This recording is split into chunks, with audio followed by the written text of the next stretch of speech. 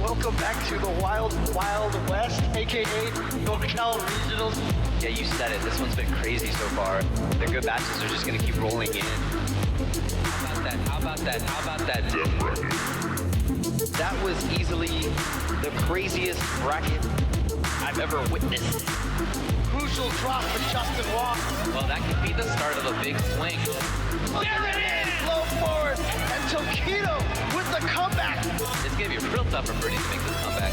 He can do it. He's very damaging if he gets the right thing. He can end the round in just a couple of hits. And it got to Justin. It got in his head.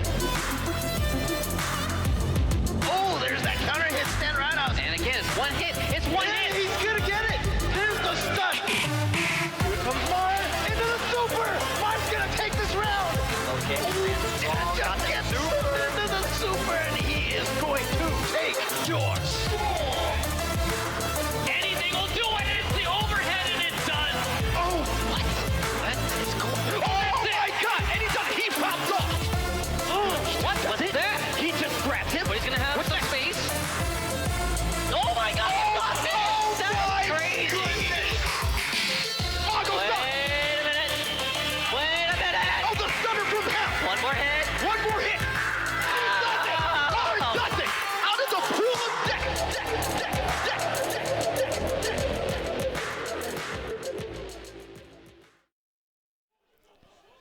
Hello everybody, I am Tom Sawyer. I am joined with, What's going on, party people? It's Kelso on the mic here. and we are at NCR here for Smash 4's Top 8. And what an exciting time to be here. NCR, definitely one of the premier fighting game tournaments on the West Coast, and it is definitely a privilege to have us here today. And we have a very exciting top 8 with some familiar Yes, we and do. some not so familiar faces Oh, yes. from out here in NorCal. Yes, I'm looking at some of the names here. I'm recognizing some of them, and some of them I just can't wait to see what they my bring to the goodness. table. Every tournament is magical, and I'm waiting for that magic to happen today. Absolutely. Just going over some of the names we have in attendance right now. We do have Trayvon, currently ranked #1 in NorCal, unless you count the .9 man himself, Ido, currently back in San Diego for school. So as far as we here are concerned, Trayvon is going to be our numero uno, the premier Sheik of the West Coast himself. Oh, So it looks all like we right. actually have Trayvon coming up right now. Going to be hopping into winners, I believe. Getting the announcement right now. All right. Trayvon versus TSG Wobby. Now, for those of you who don't know, Wobby. Oh, here he coming on down comes. the Look at center. him. Oh, he looks so excited. He looks like he's ready. I wonder if he knows the camera's on him. Wobby, definitely got a young face to him. Looking around, just trying to take in the venue right now, get a sense of the energy in the room. Hey, I like that. His main is Samus, and they're playing some Samus music, Oh, some yeah, Metroid music. they got the intro going for him. I'm curious if we're going to see that same setup for everybody, or if they got a That'd be little awesome. bit more of a choice yeah. for it. Yeah. I dig it. So let's see if Trayvon is going to have a bit of a flair to this entrance here. Oh, let's see. Camera panning over, and Let's see. the slow strut, the piece up. Are we to gonna the get? Are we fans. gonna get anything Twitter worthy? Come on. Oh. Ooh. Oh. Okay. Oh. Okay. Trayvon. And he's laughing. Now he's back up. All right. Oh, All right. feeling Game's himself. over. Let's get started. That's what he's saying. I like that he was feeling himself for just a second. Then we had the brief tinge of self-consciousness. Yeah. He's like, I can't. He's like, I gotta get loose. I can't get that loose. I gotta play right now. I'm thinking we're gonna see some of that same level of swag carrying right over to the gameplay, though. Oh, I hope. Now I hope. Let's take a second to talk about the matchup that we're gonna be hopping into. We are gonna be seeing Sheik versus Samus. Yes. Not very common, but definitely starting to rise up, especially with ESAM. With Yeah, Samus absolutely. taking ally. Yeah, we've definitely seen some impressive results out of Samus players lately. Formerly considered a bottom tier, if not one of the worst characters in the game, but after a couple of buffs and some representation, she definitely seems to be climbing her way up here. Most definitely, and Wobby has been putting the time. I know that he's been playing it for many years, using this character, even before back when a lot of people considered them very low. But let's hop over to Trayvon. Can you give us a little bit on him and how he flows with his Sheik? Absolutely. So Trayvon is a many-year veteran of the Smash community. Starting off in Brawl, I believe just a couple years into the game's competitive lifespan, Trayvon managed to become the #1 and about a top 5 player in NorCal by the end of Brawl's lifespan, playing Fox, probably the best Fox in North America at the time of his playing in Brawl, and now has transitioned to become arguably a top 3 to 5 Sheik player worldwide, taking sets off a number of notable players such as Mewtwo King, 6WX, and a number of others. Yeah, he's been #1 in NorCal for a while, and he definitely knows how to hold it down. Most definitely. I can't wait to see how these players slug out and whether it's going to be a straight back and forth or we're going to see a push one way and push the next game, you know? Now, I'm excited. I know you're coming from the same area as Wobby. Are you familiar with these two's set history? I am not. It's not too often that we have these two clash. We did used to meet a couple times at the Gamers originally. At Sacramento. Yes, but ever since they rebooted, it hasn't been kind of the same. So we haven't been having that same, you know, medium level where we can all meet and show off. Fair. Yeah, to give some perspective on NorCal, we are a rather spread out region, and so the sort of subregions that emerge within NorCal of Central California, deep northern Bay Area, Sacramento, oftentimes don't actually see a high level of interaction just because of how much distance is in between them.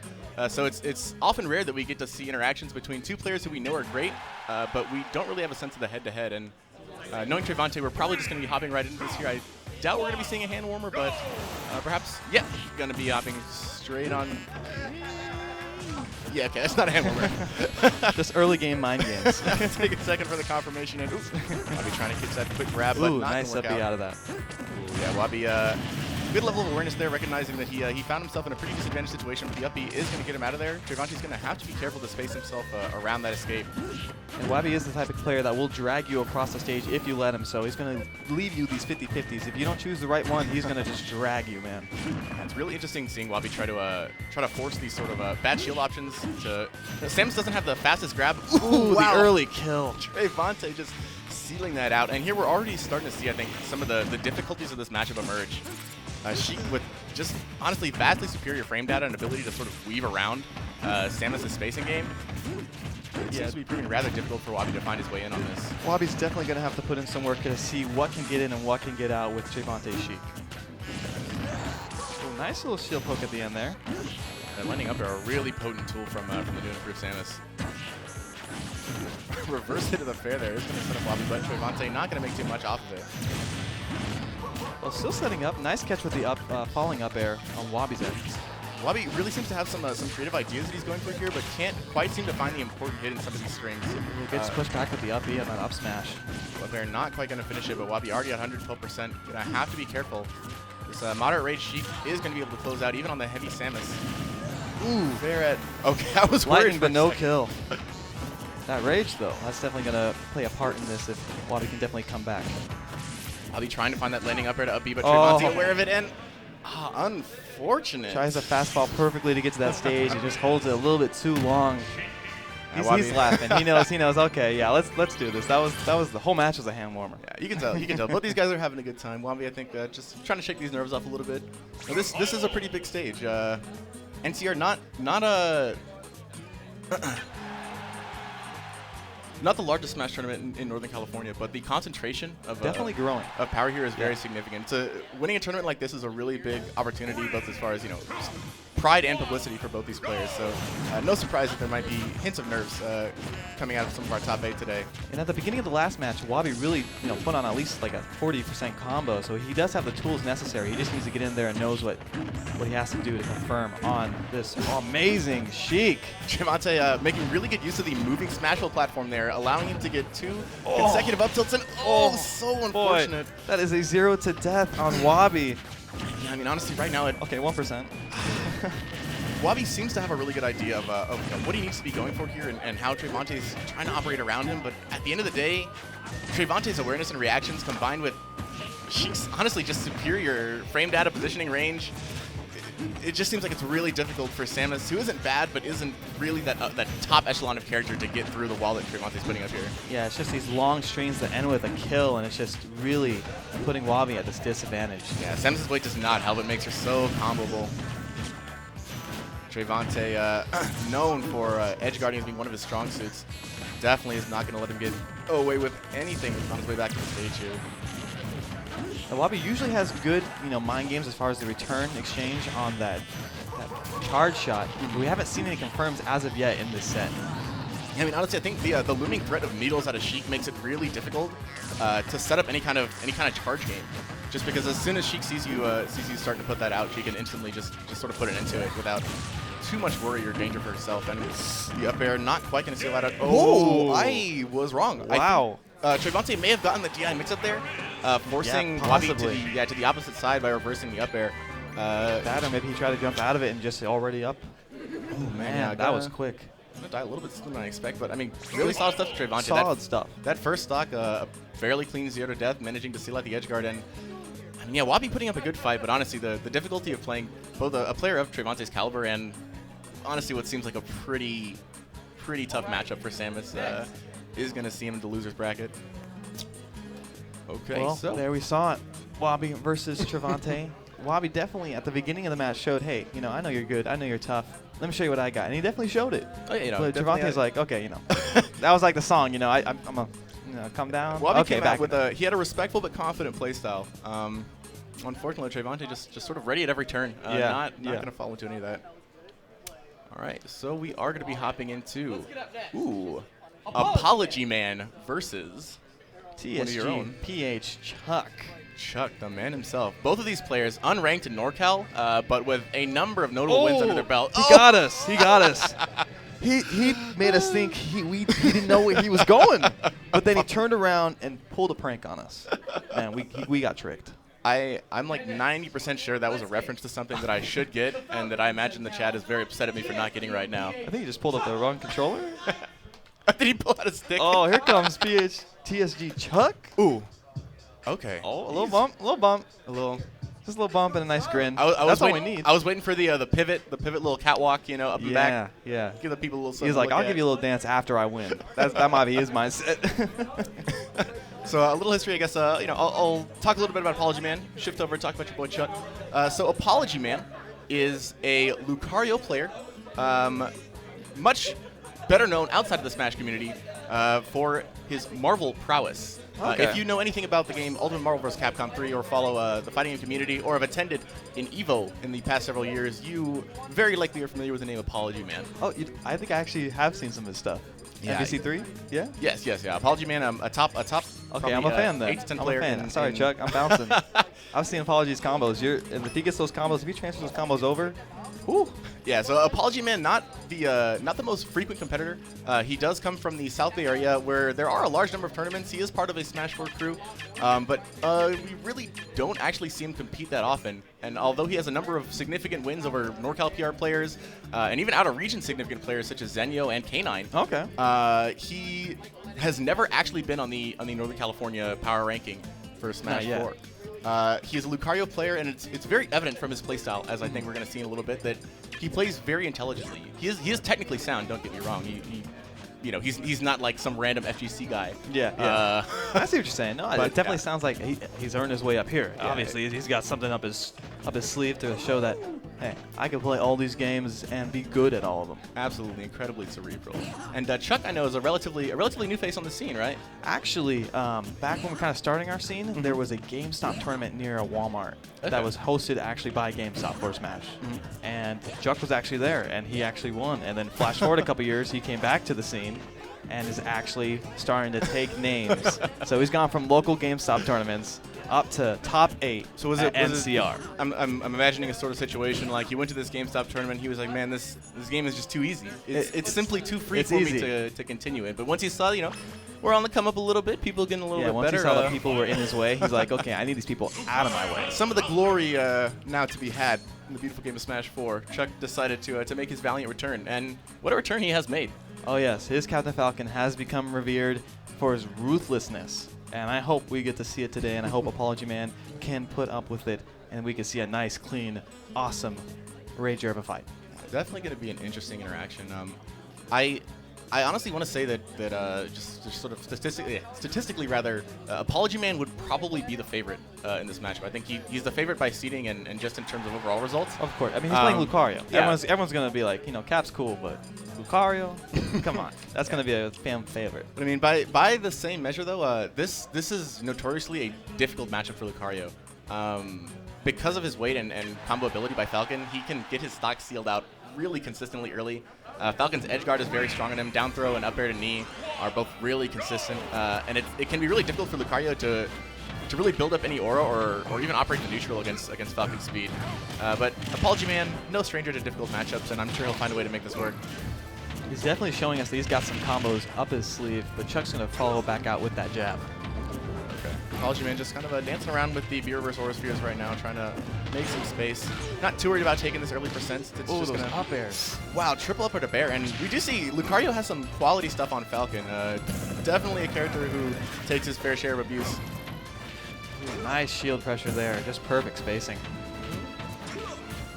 Apology Man dancing around, managing to be fairly evasive so far, not getting caught, I don't believe yet, for a single aura charge, but I think messing up the B-Reverse there. Nice patience there, but still gets hit with that Aurora Blast.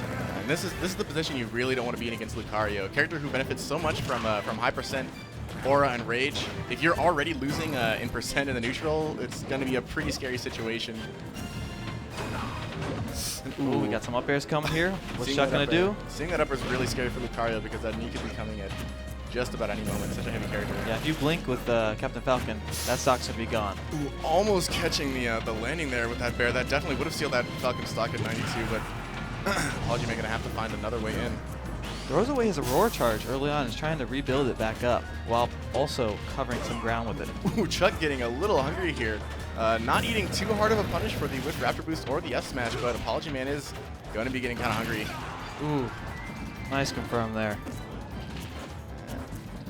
Apology Man backing off, I think, trying to find just a charge confirm. The Aura Sphere really does make up the bulk of Lucario's neutral at higher aura. And that is going to seal the deal. That command grab, very powerful at high percents. Extremely high aura knockback scaling. I'm seeing a lot of nice flow here from Apology Man. Yeah, it really seems to be pretty comfortable on his movement right now. B-Reverse spacing is pretty on point, not getting caught with any random dash grabs. I think he has a pretty good sense of how Chuck's trying to get Nice these backer. quick dash approaches and just spacing around to avoid letting him get in that way. Falcon kicks out of the corner, still safe. Double up tilt is going to catch him. Ooh, nice All grab. out. Chuck's just trying to get some percentage in here, but keeps getting caught by that Aurora charge. Alright, how dash tag away. And Apology Man right now seems content to just sort of, play a pretty simple in and out game, just looking for some simple aura charge and spaced aerials. Not too much Lucario can do in the way of spacing someone out, but as long as his timing and spacing are on point, you can just kind of throw out these nairs and fairs relatively safely.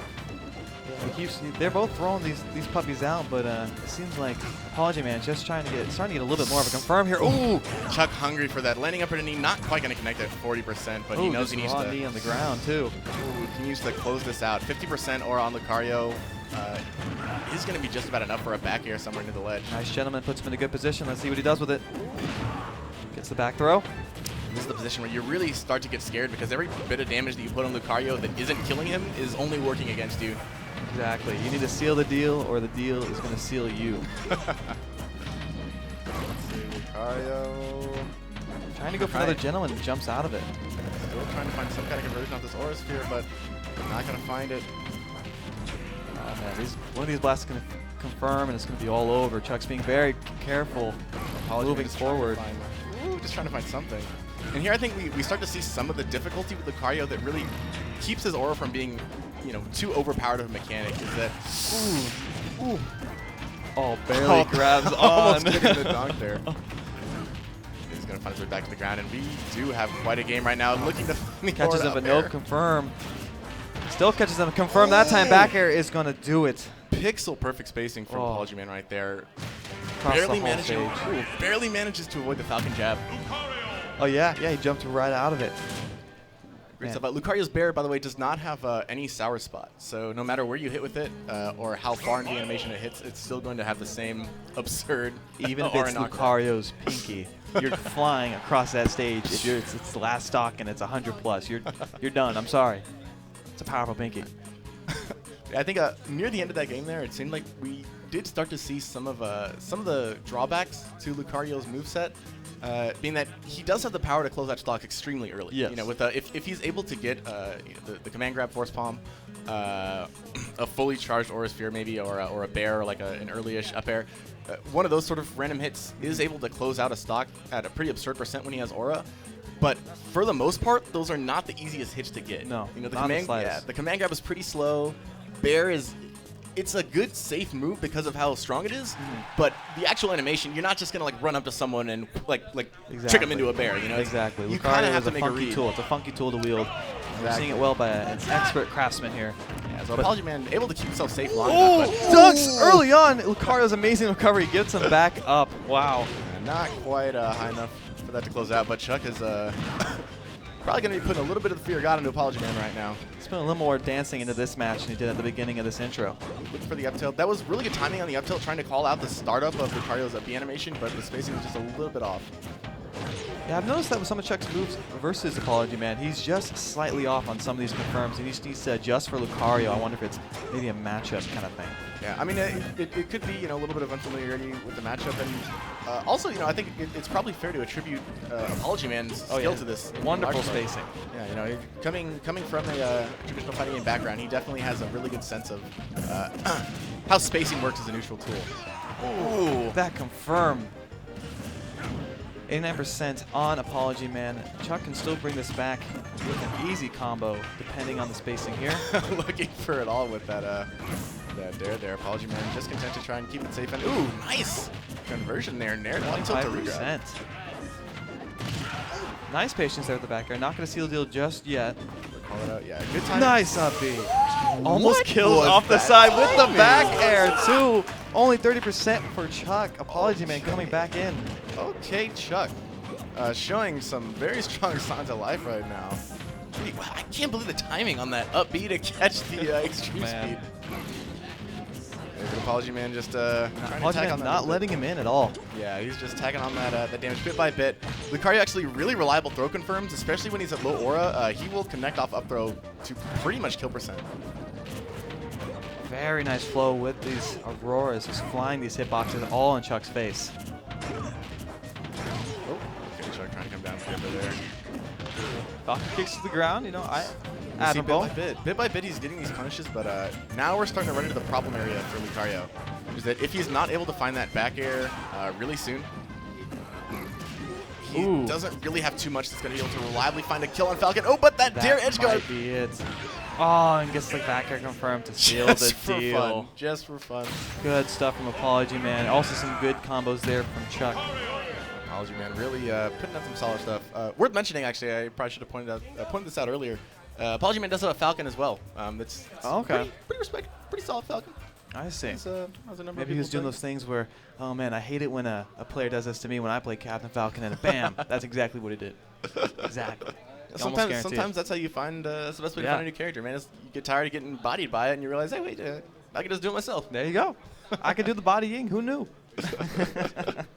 Alrighty, so that was our second winner semifinal round, meaning that I believe we will be shifting over into losers. Most likely so. Moving on. We're going to be hearing a quick announcement here for Shingo. Yes, we do have the Rashid man himself, Shingo. Here he goes. He's walking down the way. What kind of music do we have here? Oh, Okay. look at the flow. A nice, chill little flow. Is that some ninja bass? Oh, there comes the second hand. Oh, almost takes out the stairs on his way up.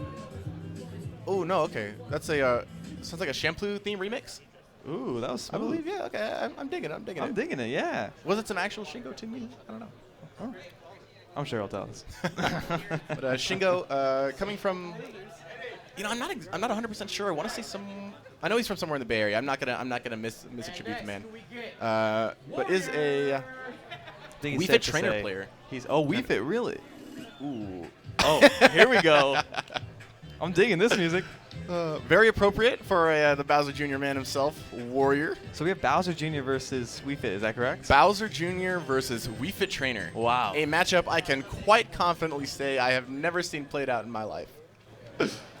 So I'm definitely interested to see how this works out, but I can't help but feel like we're going to be seeing a very extended battle of things being thrown across the stage. Definitely, and there's a lot of weird stuff that comes with maining characters such as Wii Fit Trainer and Bowser Jr. or any of the Koopalings for that matter. Oh yeah. I'm hoping we're gonna see some some pretty exciting tech coming out of both these guys. We have seen some kind of neat Wii Fit stuff at the past couple of majors. John Numbers, I think, made a pretty good showing at Civil War, but on the whole, neither of these characters really too hugely represented. Yeah. Luckily in the Central California area, we have a PR member, Morton Van Buren, who also mains not only Wii Fit but also Morton Cooper Jr. Specifically he plays Morton. both these characters. Specifically Morton. That's actually like a thing that I've learned about the broader Bowser Jr. community is there's a very strong sense of identification with your Koopaling. As far as they're concerned, they're different characters. They're entirely separate. You're not a Wendy.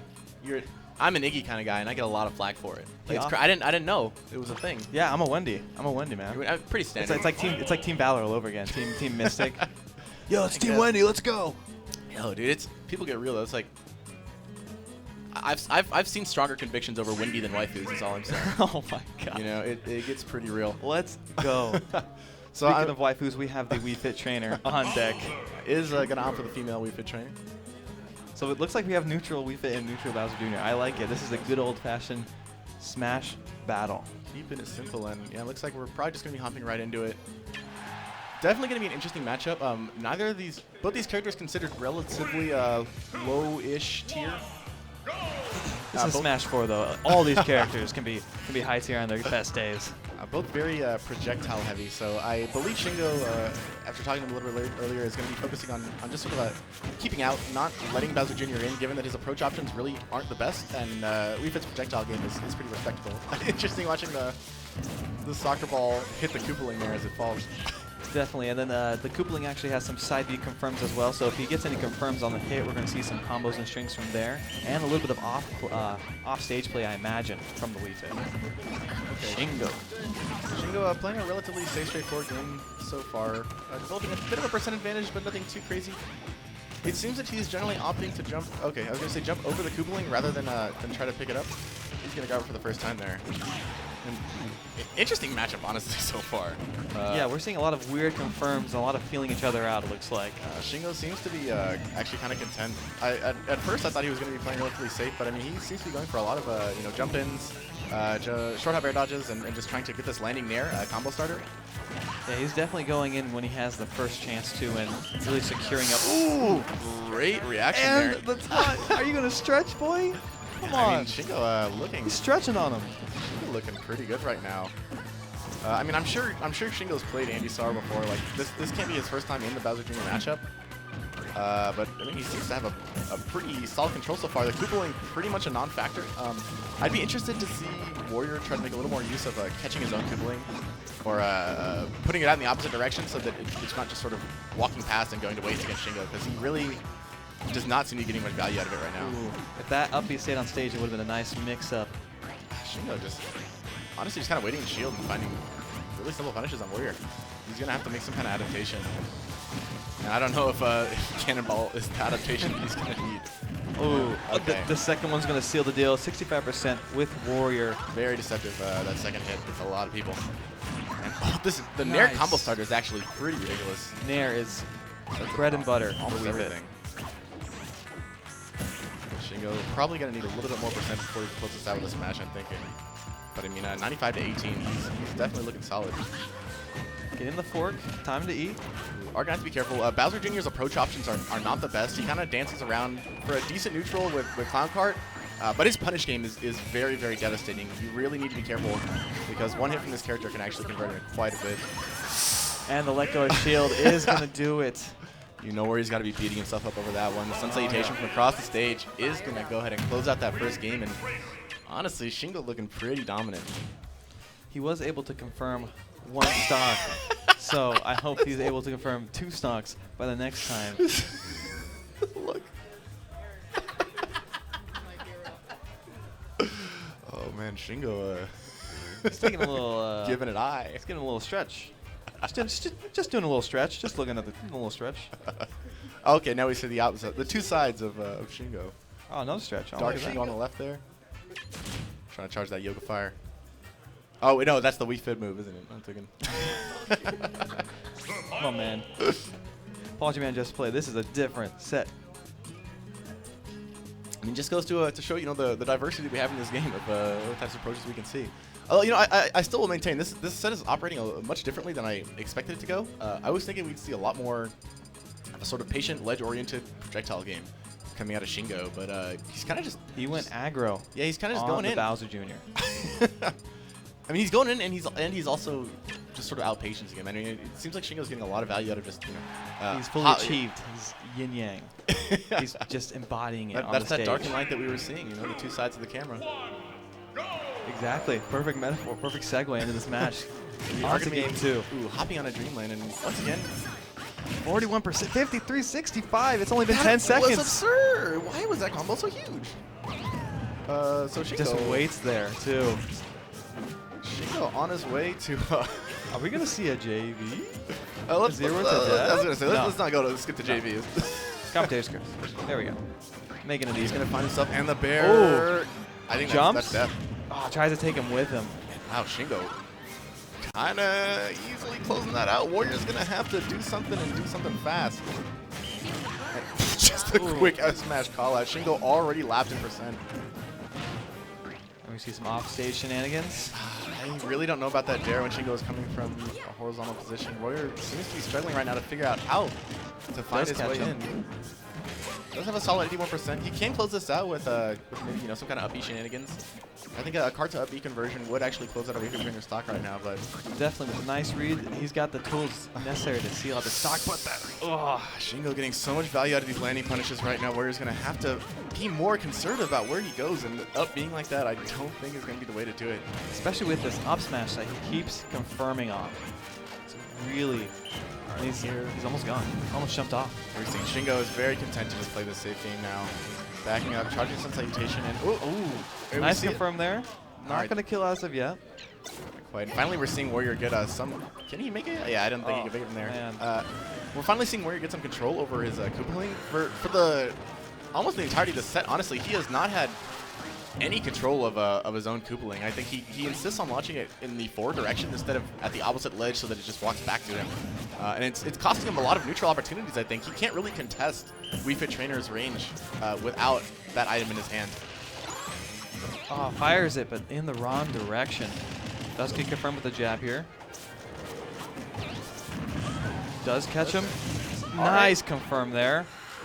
Interesting callouts from Warrior, but I mean, yeah, I like it. They're working. Trying to find these up-Bs and the get-ups, but the timing just seems a little off right now.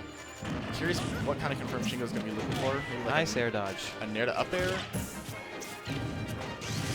Let's go a shield. And wow, Warrior is actually Bringing climbing this his back. way. Yeah, he's climbing his way back in right now. Bit by bit. And Shingo's going to have to be careful. With this rage, Bowser Jr. could definitely eat this one out. Threading the cannons. About to board this win. Shit. Shingo backing off the Koopaling there.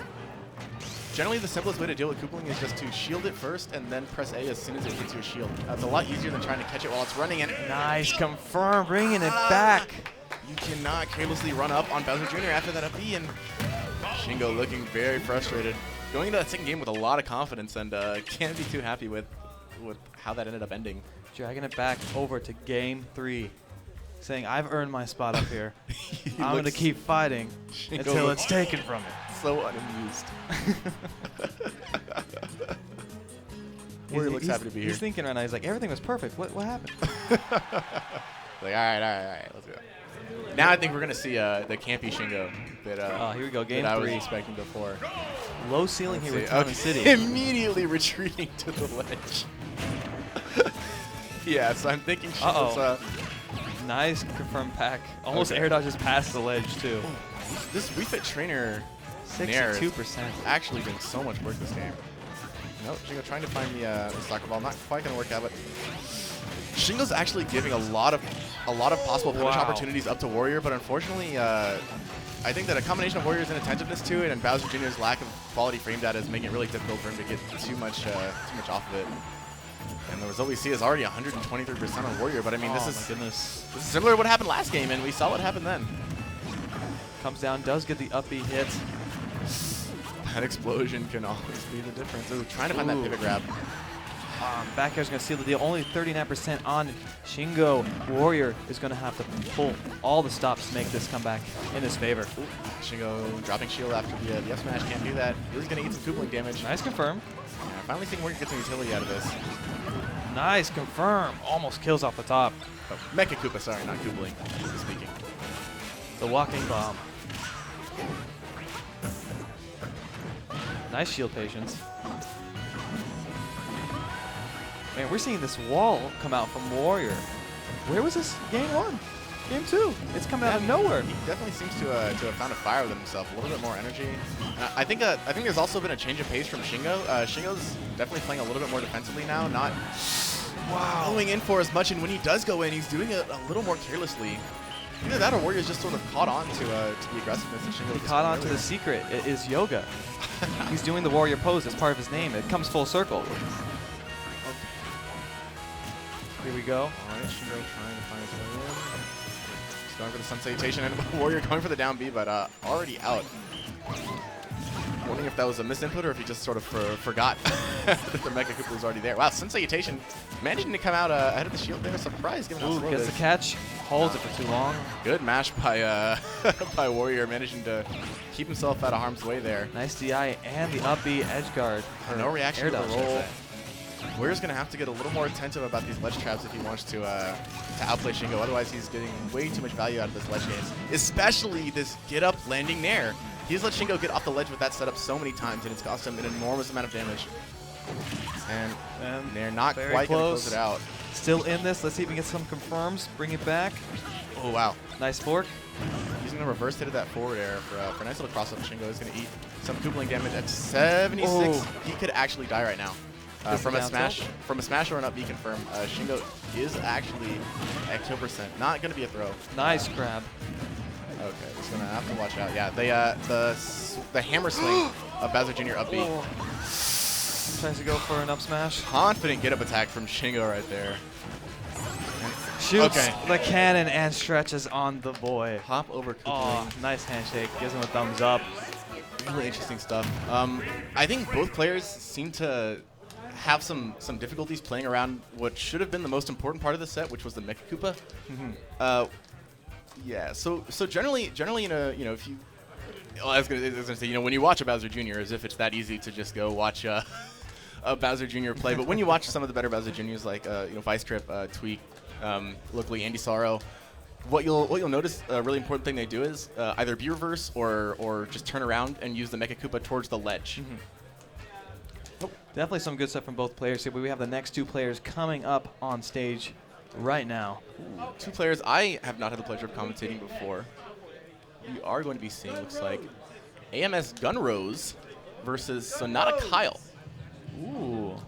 Now, is Sonata Kyle from SenCal? No, I can't say that I've heard that name before. Yeah. I mean, he might be. He might be a sleeper hit. Yeah, always exciting to see new faces, and I'm digging the intro music. Yeah, we got nice going intro, here. man. Yeah, I believe this is Gunrose sitting down, a Bayonetta player from the greater Sacramento area, not 100% on the town of origin, but.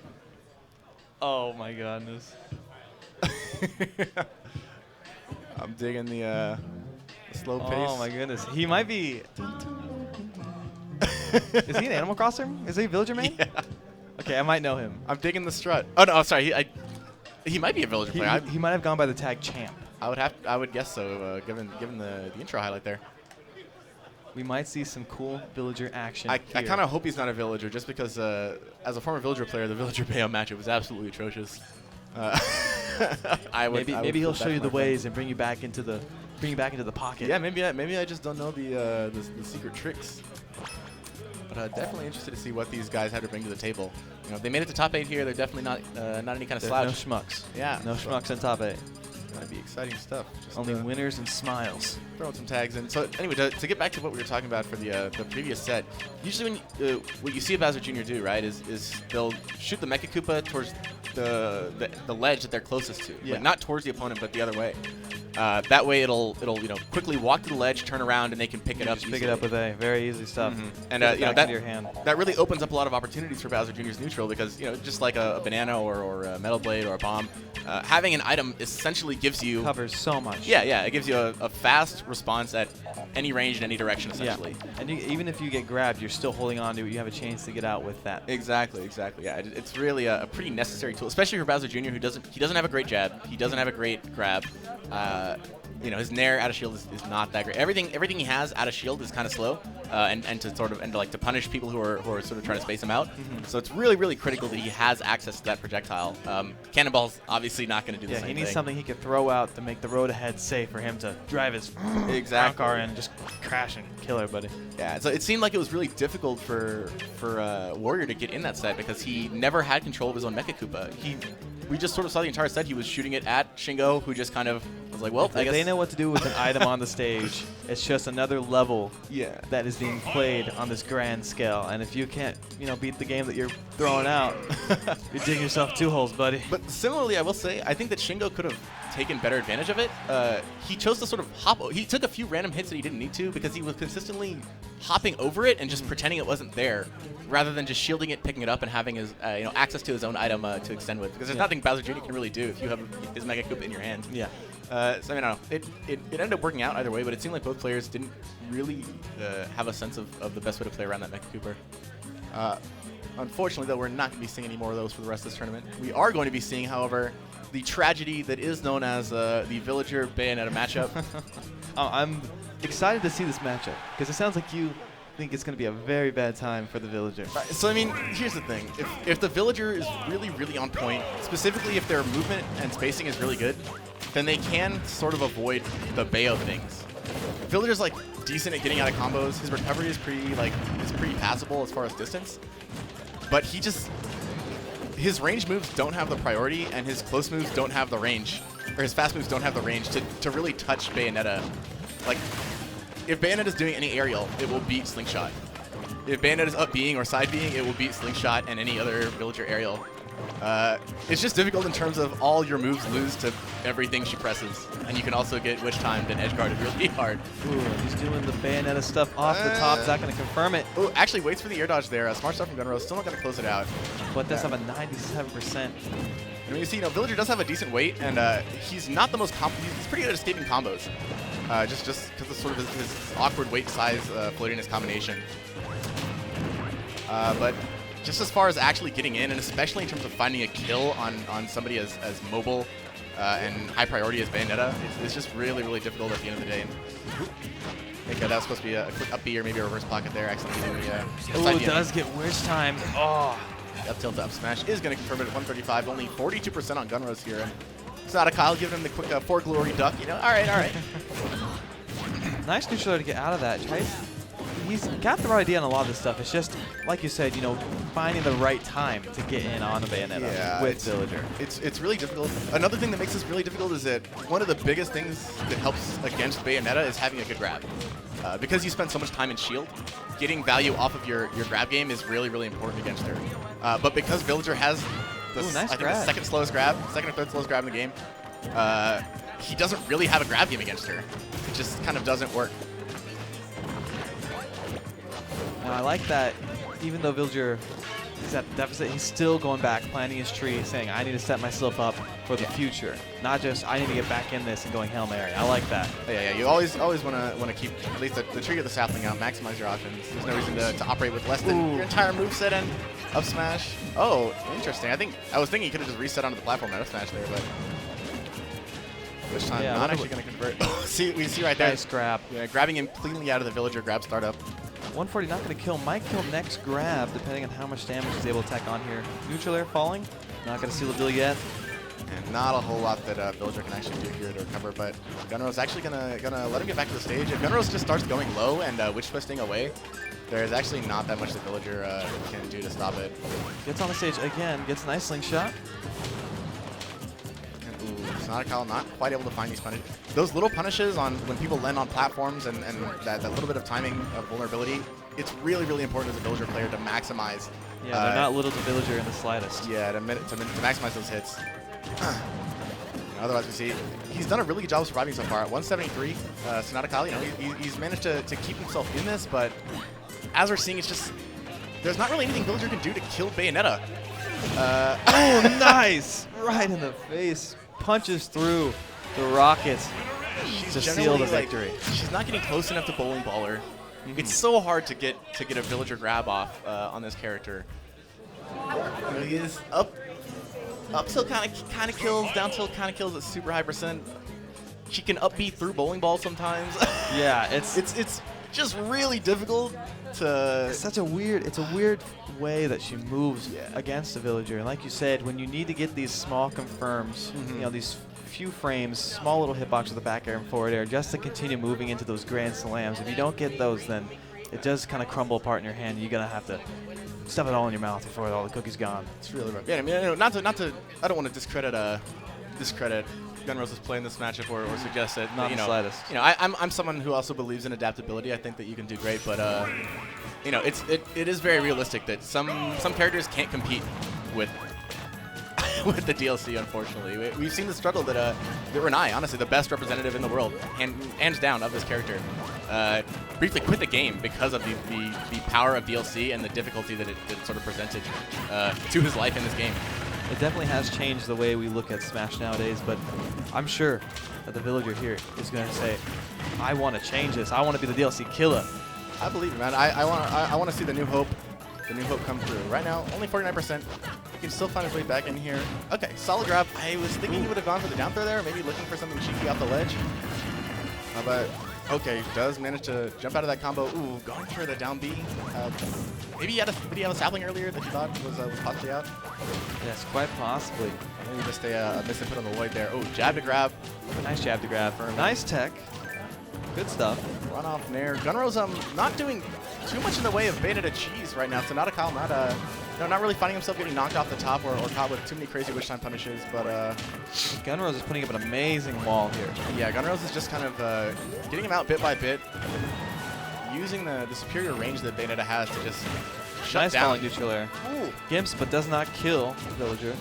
Find the background to get up there, doesn't quite connect.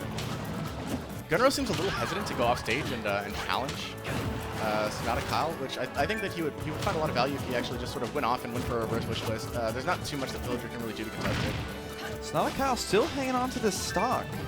Yeah, I mean, like we're seeing, you know, Villager is a liver, hands down. Oh, still alive. Wow, amazing. DIing to that top corner, we see Villagers live to some pretty incredible percent. And back there, we see it from here.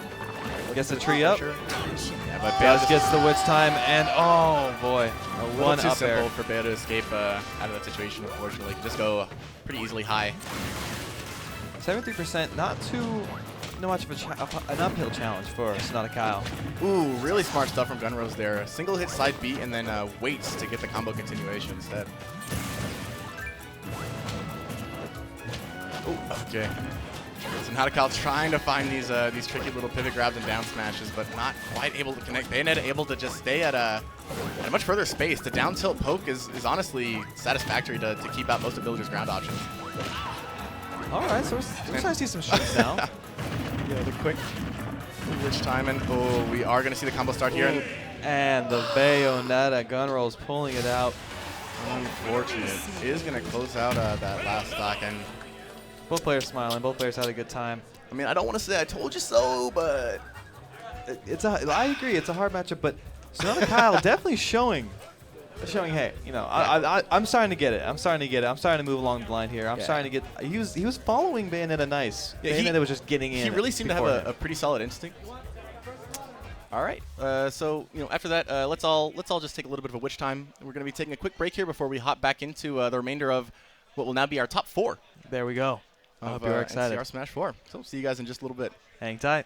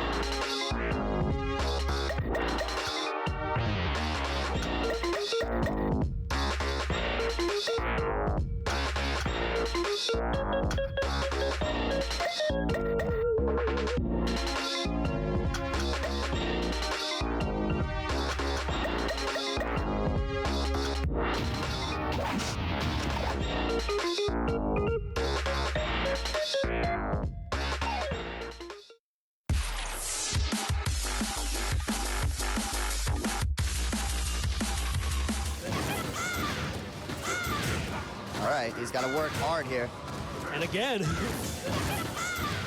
It's like an instinct throw, you know? Yeah. Ooh, almost. Wow. What is he doing? This is the stupidest thing I've ever seen in my life. That time he didn't throw. Oh.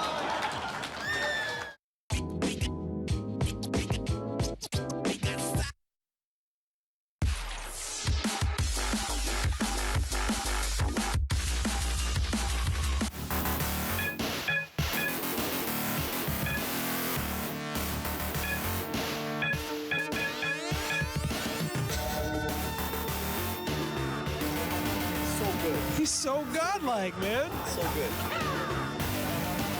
I want to see him hit an Ultra and just, oh, he's not doing Ultra 1 though. He can't point like he did at Evo.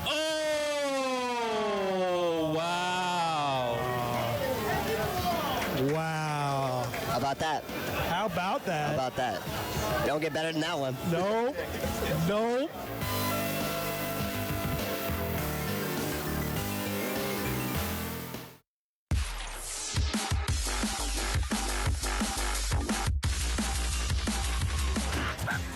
They should be sponsoring Mr. Naps and me. There we go. Yomi did. Yep. The X uppercut. No. Whoa! That was incredible. Oh man. Combo. He did the over chop to go over the low and then demon. I don't see Justin winning this. Oh! That was a decisive victory. Wow, that was Justin. very wow. decisive.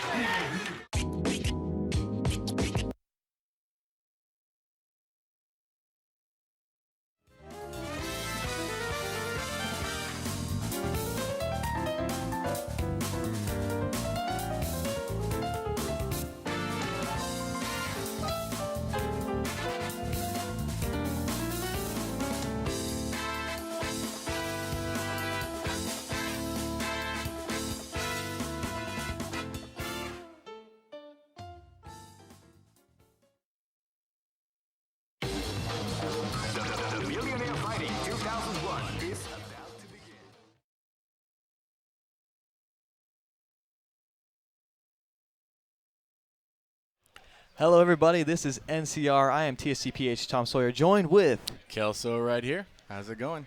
and we are about to join here in the top 4 of Smash for Wii U. And we have on our stage right now TSG PH Chuck versus Shingo. Ooh, and Shingo, we recently saw Shingo take out Warrior, while Chuck in winner's bracket fell to none other than Apology Man. We are going to be seeing these two competing for, this will be what, third? For fourth. Might be fourth. For fourth. Wait, we have, who do we have left? Trayvon? Chuck, Shingo, Wobby, Gunrose, and Trayvante are the remaining 5 players. Yes, so these two are going to be competing for 4th place. All I know is that we're going to see an awesome slugfest. That is a guarantee. Yeah, I'm curious about how this matchup's going to go. Not to spend too much time focusing on the matchups and not the players themselves, but definitely going to be a very different pace from Shingo versus Warrior, I believe.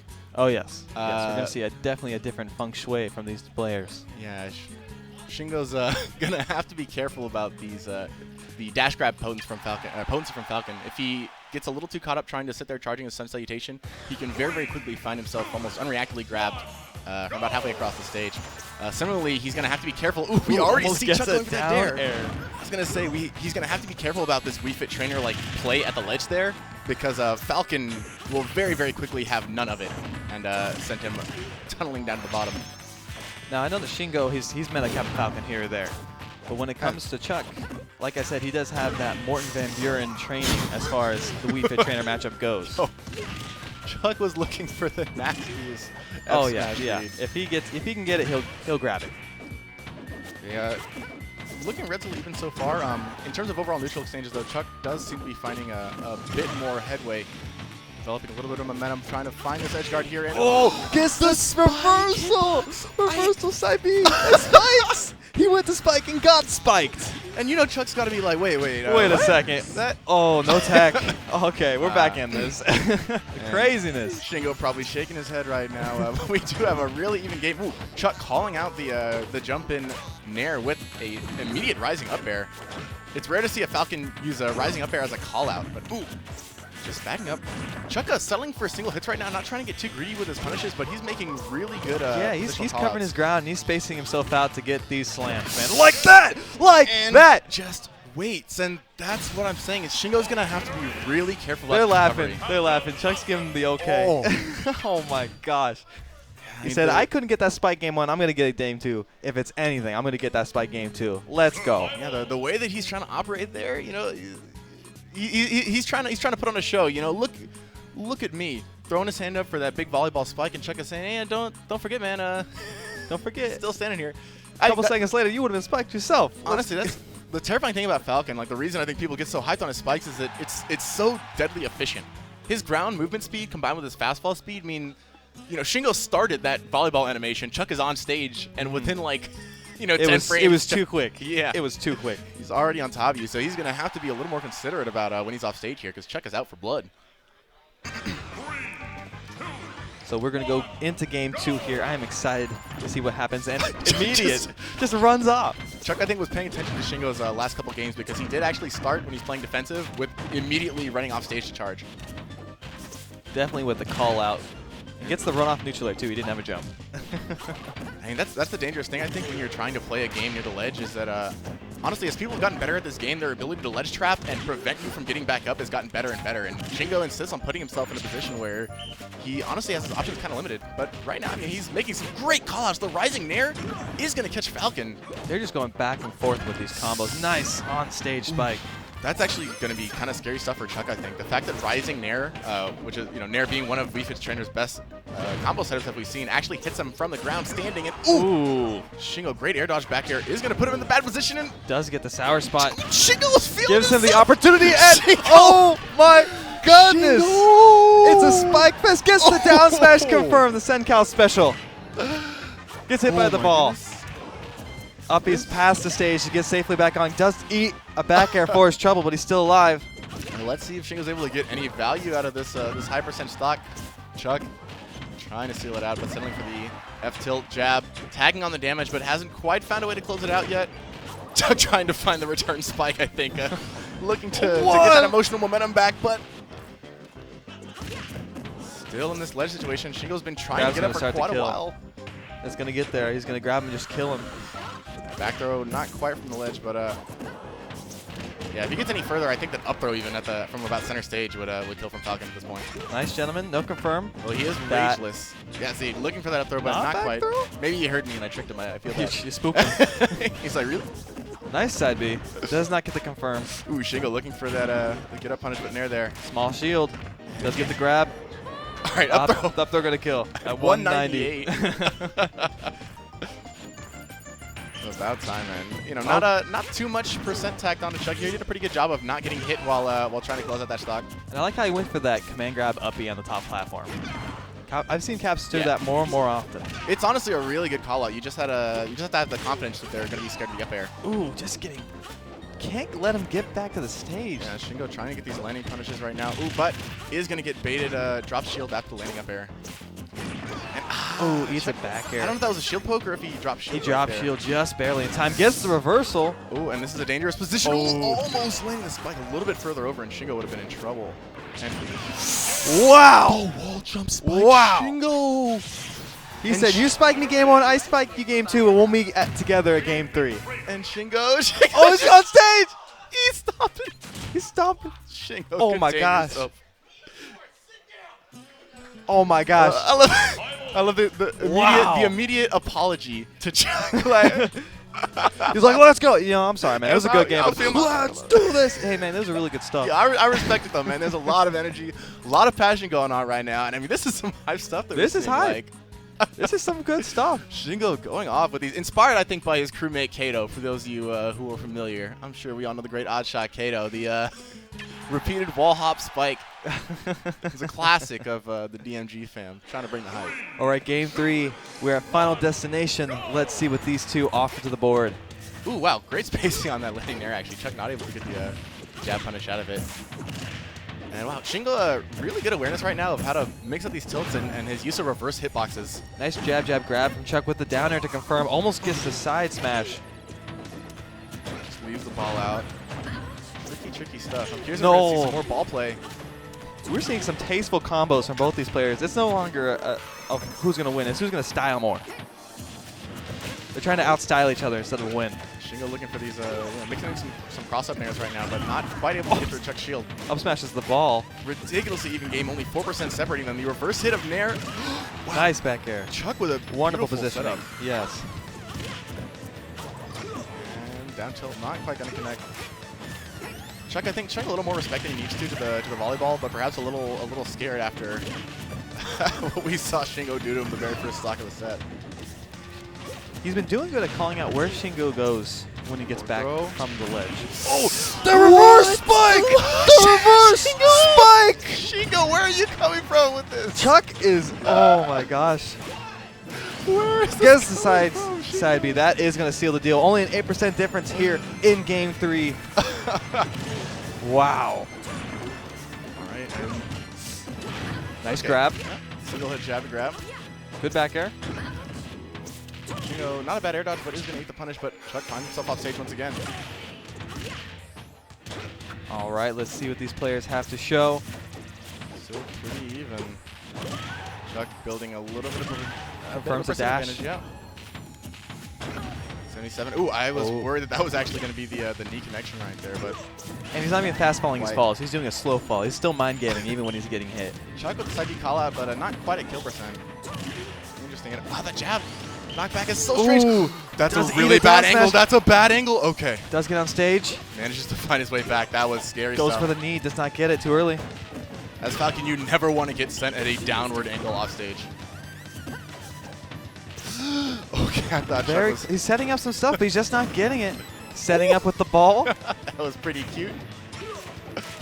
Jumping out of harm's way. Shingo trying to pull out all the stops in this game 3 right now in the tech. Oh, they both try and spike. Gets the back air spike. Oh my goodness, the handshake comes out. Good stuff from both players. Tension right now. Oh man. They both down aired and they were just both away. That was insane. Oh, Wow. That was a hype match. I am excited for what is to come if that is not even grands. Man, Shingo. Wow. Shingo went for the world. I mean, absolutely fantastic stuff to Chuck, but I think we all know Amazing that exchange. the People's Champ that last round was hands down. You want us to read down here? Alrighty, so we have Fantasy Strike now in development. Go ahead and check them out at Facebook/Fantasy Strike and at www.fantasystrike.com. And that's also Fantasy Strike at their Twitter. And Facebook from Serlin Games. Next, we are brought to you by Arcade Shock, proud sponsor of NCR 2017. Save 15% store-wide, excluding Brook and certain Hori products, using the code NCR 2017 at arcadeshock.com. Offer valid April 13th through 17th. All right, and there is your EVO Championship Transporter. You want to transport your stuff like the pros? The officially licensed EVO Fight Stick bag. Oh, that's a beautiful bag, actually. Pre-order today and save. Ships June 1st, 2017 for online orders. Water repellent from splitframe.net. And Splitframe, sponsoring NorCal Regionals 2017. Save 20% using the code NCR 2017 at splitframe.net.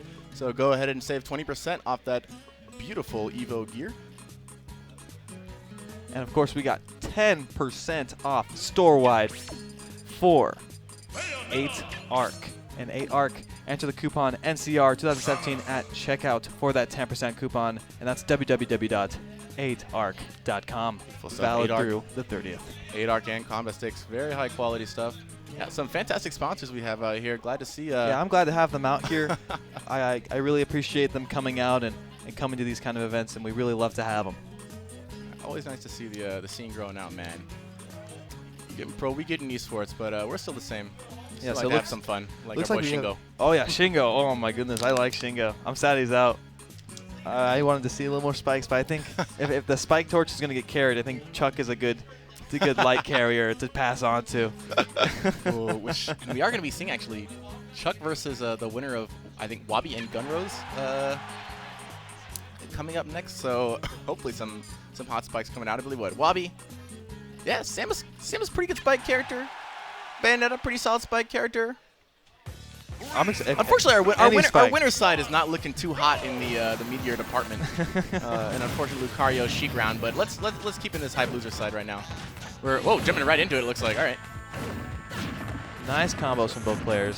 Gunrose getting started with the pretty standard Bayonetta stuff, side B to back air for a quick 46%, and a scary witch time. Does fall out of it. Not quite able to get as much as I think would have wanted off of that conversion. Nice grab, pressure on the shield. Does get the advance on the positioning. Nice grab. For that air dodge. Not so likely that you're gonna catch a Bayo doing that simple air dodge right there though. Now, I know we didn't see Wobby show off his stuff when he faced Trayvon, but that was just because Trayvon was suppressing him so much. I want to see what Gunrose has to do to try and, fight this player he hasn't really seen play unless he's played them earlier or seen him. Yeah, hopefully we can see it. We can see some more creative stuff from Wobby. Kind of unfortunate for him, honestly. Ooh, catches him with a charge shot, almost kills. Bayonetta and Sheik are both two characters that you can beat them with good fundamental play, but they kind of stop you from doing anything too cool for the most part. Yeah. Sort of slow the pace of the game down. And right now we're seeing Wobby sort of content to get these individual landing hits, but not quite able to find the finisher I think that he's looking for. Already down about 17%. And no punish for that smash from Gunrose. We're not going to see the up air finisher there, so solid rage on Wobby is going to be a problem, and that back air is going to close it out. Drop back air, nice stuff. 126 on Wobby. Gunrose coming back into this. Pretty good weight on Wobby. I'm thinking he should be able to survive maybe one back air from a Rageless Bayo, but that's going to be about it. He's going to dashes in through the Bayonetta's bullets and does get a back air. 25% extra credit. Yeah, let's see what Wobby does. That doesn't mean too much. Not in the slightest. Ooh, the side B barely reaching into the tip. Going to call out Wobby for that side B from across the stage. Nice safe recovery on Wobby's end. We're retreating back to the ledge. Wobby not getting too greedy here, but he does end up getting punished for that dash and eating almost 40% for it. And up air. Very nice string. Solid combo, double up air to fair. Some good percent on it. Ooh, almost connecting with that pivot grab, but a little misspaced. And ooh. Up air galore. That upper, I think, frame 4. Extremely fast, really good punish option. Nice coverage here from Wobby. Chooses. Ooh, the bats within, eating it up. He's trying. It looks like he's trying to get that first hit up air setup right now. Trying to combo into probably an F smash or an up B from the ground. Gunrose still living. Slides out of the up smash. Wow. Bomb puts him in a tough spot. Okay, Wobby gonna go for the dash attack. I think he was thinking about the grab there, but not trying to do anything too risky. But no. Oh. Knocks him too far away. Gunrose can be too satisfied with these witch time conversions. Tilt on the stage. Just straight shoots it. He just straight shoots it and eats it in his face. Wow. Ooh, and that charge shot gonna close out game coming one. in. How many charge shots was that? Was that 2 or 3 confirms? That's a lot, right? It was quite a few. Yeah, Wobby definitely makes good use of this. Samus not the fastest character in the game, but working around that charge shot does give her quite a few pressure options. Really got to be on your toes. Most definitely. We heard the TSG chants on deck. Gunrose was putting in a lot of good work, too. He was definitely being patient where he needed to be and going in when it was just enough to clip Wobby, and he was getting those confirms. He just... Weird witch time stuff, man. Yeah, gotta love it. Some unfortunate drops on those confirms. I think maybe he was expecting a little more time out of his witch times than he actually ended up getting. But Wobby content to just... the mind games of the charge shot, that's where he starts to shine. Charge shot, side beans there. All he's really trying to do, not too interested in getting in this Bayonetta's face, but right here he is able to find some really solid damage.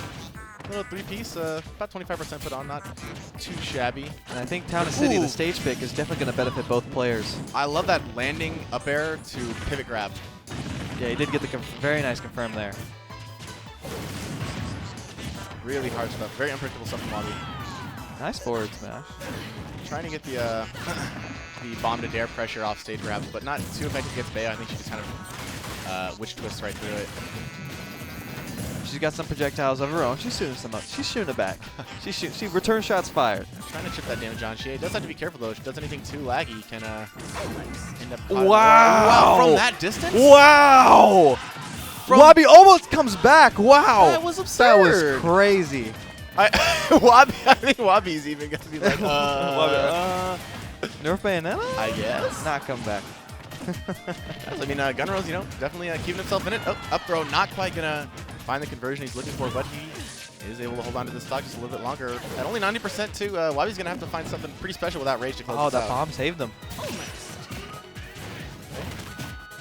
Just 2 jabs. That's all he's confirmed. Wobby getting really creative with these cross-ups. The pivot, the landing up air cross-ups into various either, pivot grab, jab, F smash on shield. A lot of options. Another one. Wow, these call-outs are amazing from Gunrose. Oh, okay. Yeah, he did not hit the first side B, so he's not able to continue that combo. And does get an up air. Okay. Landing up air forward smash is going to close it out. That is going to close it out. 58% on Wobby. Let's see what Gunrose does and what Wobby does. Yeah, it is kind of scary, though, because Gunrose has managed to find a witch time pretty much every stock. And although he hasn't gotten the world off of it just yet, Wobby knows that it's only a matter of time before one of these conversions finally sticks. Is carried up to the top. That is going to be one at the top. And Gunrose just sneaking away with that game, too. Wobby, which seemed what was entirely in Wobby's favor, turned around in an instant. See, that's that kind of result you can see in Wobby's face, where he's like, I mean, I feel like I was kind of outplaying him. I don't really know what to adapt. He's like, he was playing so good. He kind of, I mean, I couldn't get in with my Zero. His 2 stocks for what, a witch time down smash and a combo up the top. So that's the kind of situation, I don't know, maybe you're like, I could SDI a little bit better. There's definitely a lot of interesting stuff happening, and I'm just so excited for this game 3 here at NCR for your Smash 4 top 4. All right, Wobby charging up once again, content just to chill at the side of the stage, not gonna give anything to Gunrose for free after what just transpired. As I say that, he immediately. All right, a little too early. That even if he had gotten the spike there, Wobby, as long as he kept his jump, should have been just fine. But it's not the kind of situation you want to end up in right at the start. And another witch time. Is this nice carry? Okay. Does able to get out? Does manage to drop it, but already 68% on Wobby, and only a matter of time before that witch time is already back. Now this is one of Wobby's favorite stages to play on with Samus. I want to see if there's any cool stuff that he can show off here. It does seem like the platform pressure that Samus is able to exert with fair and up air is pretty strong. And that lone ball, the bomb, saves him again. That's 2 saves now. Nice charge shot. Ooh, almost getting in with that nair there. Nothing Samus can do to avoid the lasting hitbox on the bullet arch snare. Okay, Wobby keeping out with a nice left tilt, but he's gonna eat the side B from across the stage. Oh, man, he could have almost let go of that right in the face. Does get chipped out here with some of those bullets. Fires it, wow! Exchanging blasts. Gunrose, I think, from what I've seen in the past couple sets, he does seem to be a little lax as far as his edge guards go. That confirm. And the kill off the top. Up air to falling, up air to up B. Wobby, please. Wobby showing us. Samus definitely has what it takes to get things done in this game. And Wobby has put the work in to make that evident. Nice patience for both players. Zaire 1% on the Zaire. And the jab to witch time. Are you kidding me? That was one jab. It's so rough to avoid, honestly. My gosh. The rough thing 1% is, even though it scales down too, like the fact that she can get a combo started off it means it's not that ineffective, no matter how much you're really using it. All right, does get the dash confirmed into the up air. Does get witch timed again. Okay. Falls out. Yeah, Gunrose. It's actually really scary to think if Gunrose's witch time conversions were better, how much crazier, how unfair this game would be. Oh, I thought Wobby was gonna yeah, that there, and up airs again. Another one.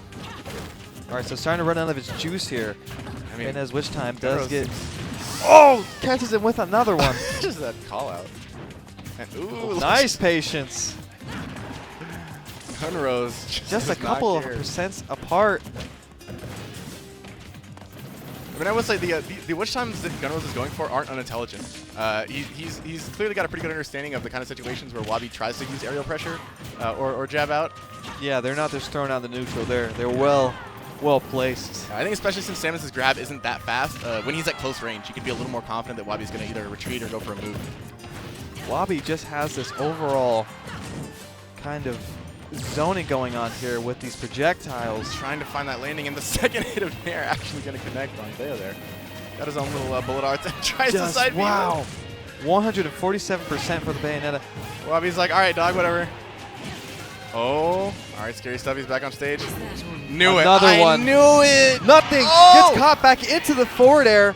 Shoots a charge blast. The consequences of over-reliance on is the she wish still time. alive? No! Gunrose! That, oh no. Falls way, just not enough to grab the ledge. And he's smiling. He knows. Oh, little both bit of players silliness fought it there. out to the end so hard.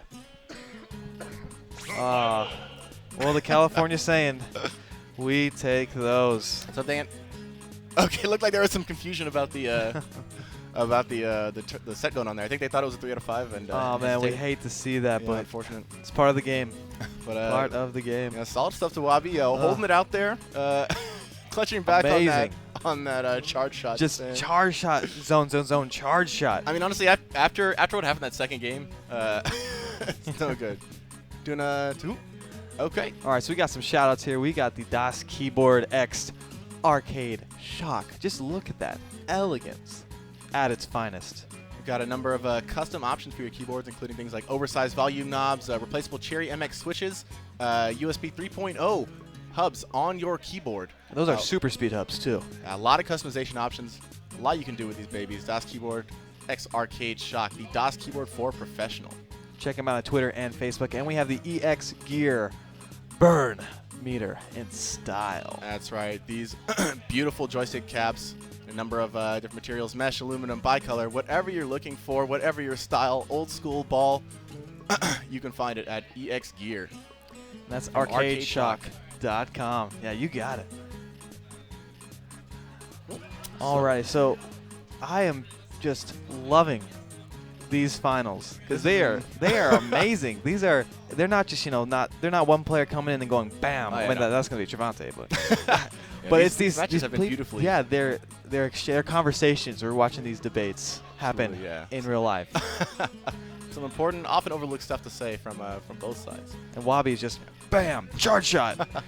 And yeah, that's the beauty of a tournament like this. It's a rare chance for our known players, our unknown players, our hidden bosses, all to get a chance to come out here on this big screen and make a name for themselves. And boy, have they come out here to do it. I hope they have, because this is some good, combo video stuff. This is some nice, sweet, pure Smash at its finest, and I'm so excited to see what is coming up next. And I hope you guys are too, so stay tuned.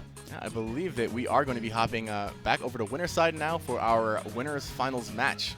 And that is going to be the showdown between Trayvon and Apology Man. Oh, here we go. Now, this is a set that has happened a couple of times in the past, not too many.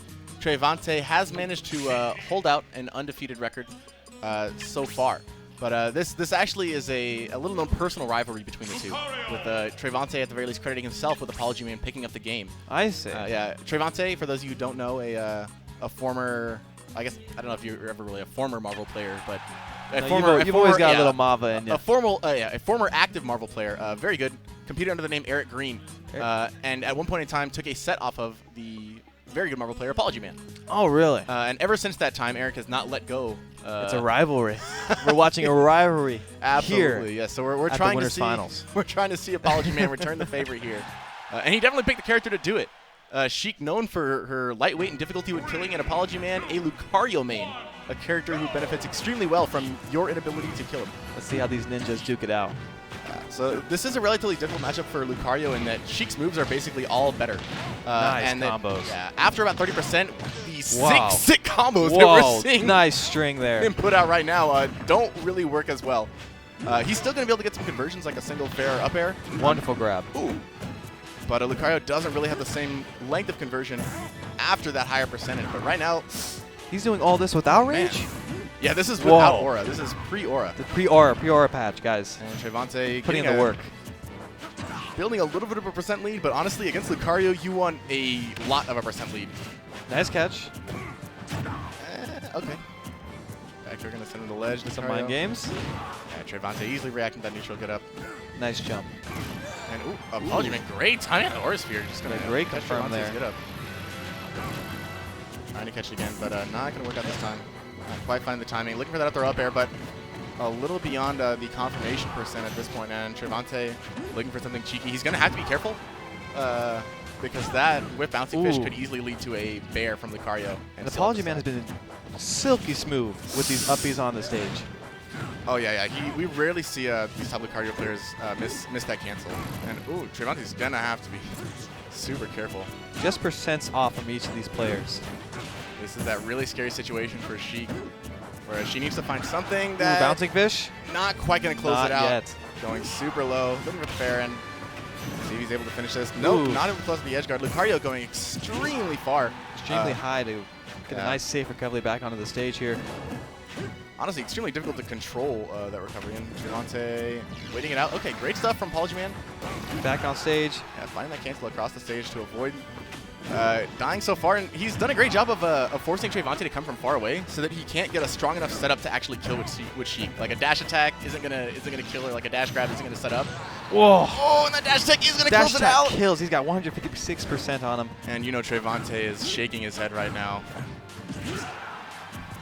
160. Trayvonte's getting in. He's just Apology Man really showing off. Hey, I know some of this stuff too, and I'm not gonna go light on you. Yeah, I mean this really is like this is why you pick up Lucario for this situation right here. Trayvonte getting caught jabbing, gonna get punished. Ooh, nice. Catches the air dodge into the platform. He's gonna look for the bouncing fish, but Apology Man drifting. Pretty aware, I believe, that exactly what Trayvonte was looking for. Not too much else he could have been going for. Just nice patience. Cannot find a way. Ooh, reaches so far out. In underneath him right now. He's gonna eat that. Or Sphere, yep. Nice call out, and that's gonna do it. 2 stocks, Trayvonte. Quick 2-stock, and Trayvonte laughing, but knows that this is serious. Apology Man shaking his head slowly up and down. I think Vineeth in his head is honestly like, oh hey, it's kind of happening. Looky there. I think going in, he's definitely a player who knows he's good. He understands he can do it and doesn't have any lack of faith in himself. But I think even then he had to be like, oh hey, wow, look at that. Look at that. That's and here we are in game 2. Pretty good.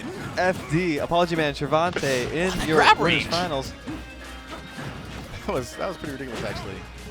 So yeah, I mean, Trayvonte is going to have to play a safer game. He's going to have to figure out how to get in underneath and how to land without getting caught in these little ticks of aura. Because right now, Apology Man is just getting way too much mileage off of basically forcing trades. He's putting a lot of shield pressure on there, and I fear for him when he has a lot of shield pressure already on him when he does one of those.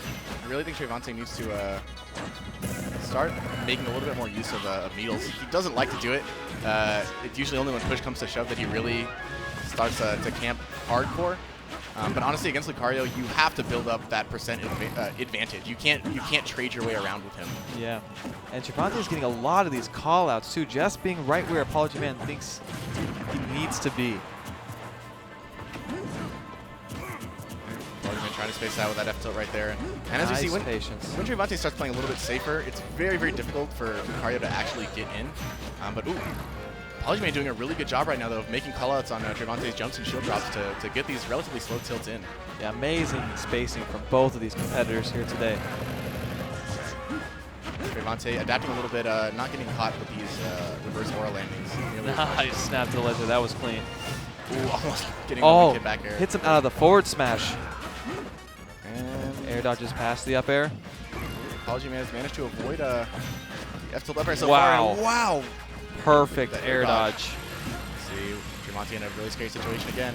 Gets hit by it. That's going to be the first stock. It's really difficult from that position, honestly, because if you neutral get up, jump roll, like if Apology Man just reacts to your movement on the ledge, there's a really good chance it'll cover just about anything you actually try to do there. Does catch him. And without the rage, just not going to be enough to close out. No. That still not enough. Wow. Really unfortunate. And yeah, I mean, now this is the worst possible situation for Sheik, honestly. Losing that first stock to Lucario. Is at max there out we go. Yeah, finally going to close it out. 25% extra credit. Does have to be careful. It is worth noting that Lucario's aura actually scales down after a stock loss over 8 seconds. So when he first respawns, he actually still has full aura from his last stock. And it slowly decreases over 8 seconds to whatever the appropriate level is. So just pro tip, don't get caught with that Randy back air thinking that you just got rid of Lucario's aura. Trayvonte is being more than happy to oblige and giving Apology Man back that Aurora he needs here in the second stock of this game. Trayvonte trying to continue playing the spacing game, but honestly, it just takes a few more hits. And as Lucario goes up in percent, each of those hits is increasing in value. Call-outs. Trayvonte cannot get hit with that read again. 10% higher, and that's going to be curtains. Oh, wow. Almost gets it. Doesn't quite connect. Nice needles here from Trayvon going in. Oh, throws out the side B. Apology, man. Nice pressure. Trying to find his way into these auras, 3 charges, and trying to call out the jump, but Lucario not quite having the range. Perfect air dodge.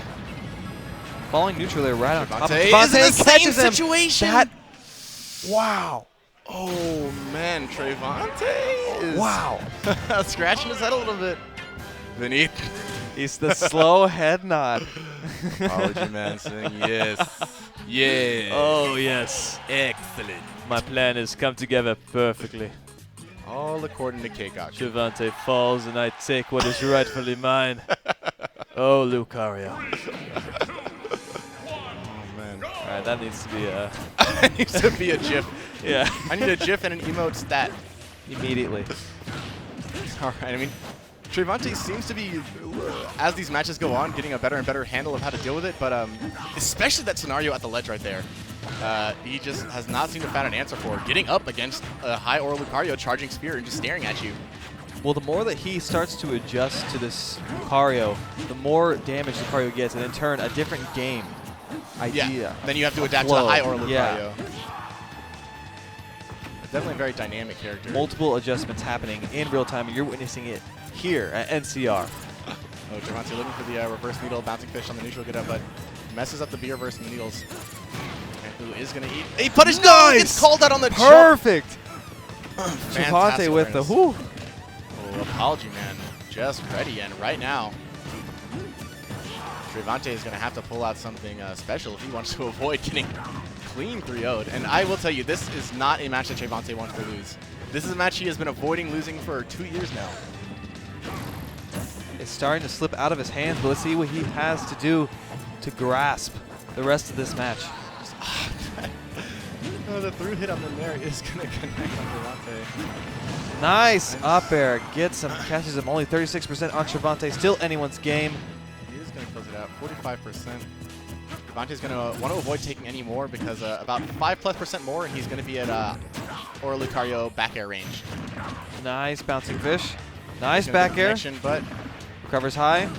Oh, Nice wow, what a scoop to get to ledge. That was clean. That was the weirdest hitbox on the Lucario B. And Sheik's framed at it is going to prove superior. Nice sneaks just by Sheik.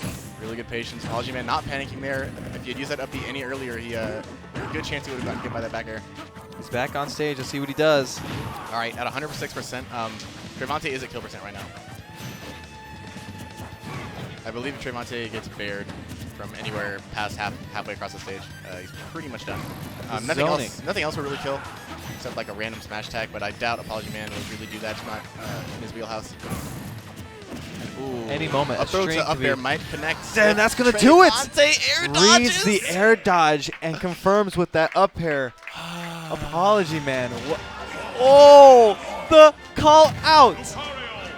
Wow! Trayvon is not going to forget this as he goes into the losers. That is that's going to be one for the history books. In the book of Trayvon. And this isn't even Grants. That's Apology Man may not even compete. He may just quit the game now. Ooh. What other stuff is happening. What just happened? What just happened? I want to know the hype. There's some call outs. There's some. I don't know, man. The crowd is starting to grow. The crowd's starting to get loud, man. It's getting spicy in here. And it's not the BO either. Man, honestly, Apology Man might just quit. He's done. Okay. All right, with that, we're going to take a quick break here. Yeah, gonna be hopping out. NCR. See you guys in just a little bit with our losers and grand finals sets. Stay tuned. Hang tight.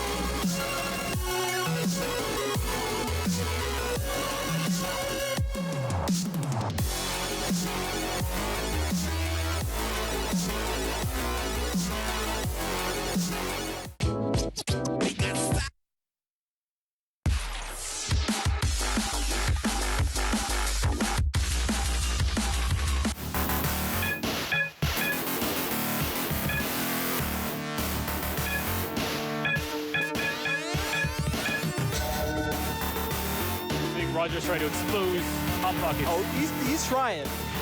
Damn. But will it work? Terry's murdering his guard bar. Oh, not giving a fuck. That doesn't work, dude. Ooh, nice. We'll take those. Yeah. Watch that flash kick. He's gonna do it. Ooh. He's on the charger down. Oh, I told you. You gotta watch that shit, dude. You can't jump against Roger's Kim, no matter how much you like to.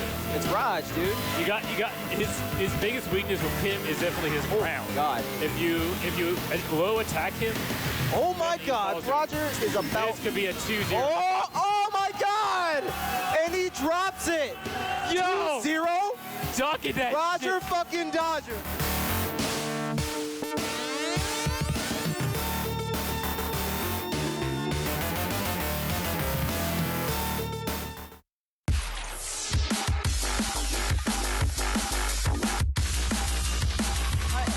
Invulnerable during recovery, and it actually has recovery, unlike other assists. Right.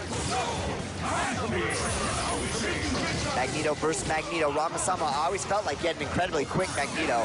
Well, he's showing it to us right now. Exactly. Here it comes. Oh no, Gold Boy Neo falling apart to a lariat assist. Ramasama, what an adjustment.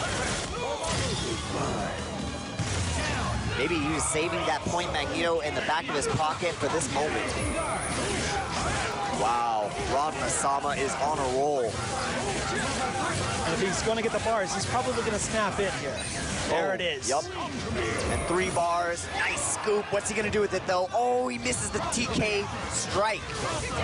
Hard tag. Sacrifices Doom to try and survive here, but the thing is, I think he's only going to get low 4 bars here off of Doom's death. He's got to survive here. He has to survive.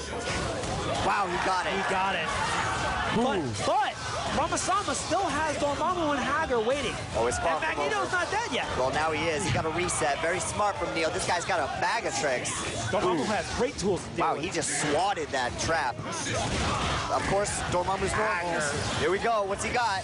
Stalker Flare. Very smart. He's going to have to hold it. There it is. Another one.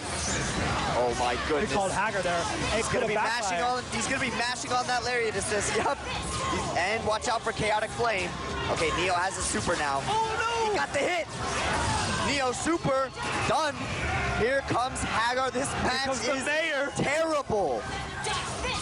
What's Ramasama? Oh! What's Ramasama got? What does he got? All he needs is one pipe. Can he land it right now? Oh, it's almost so right there. Tense. Watch your shins.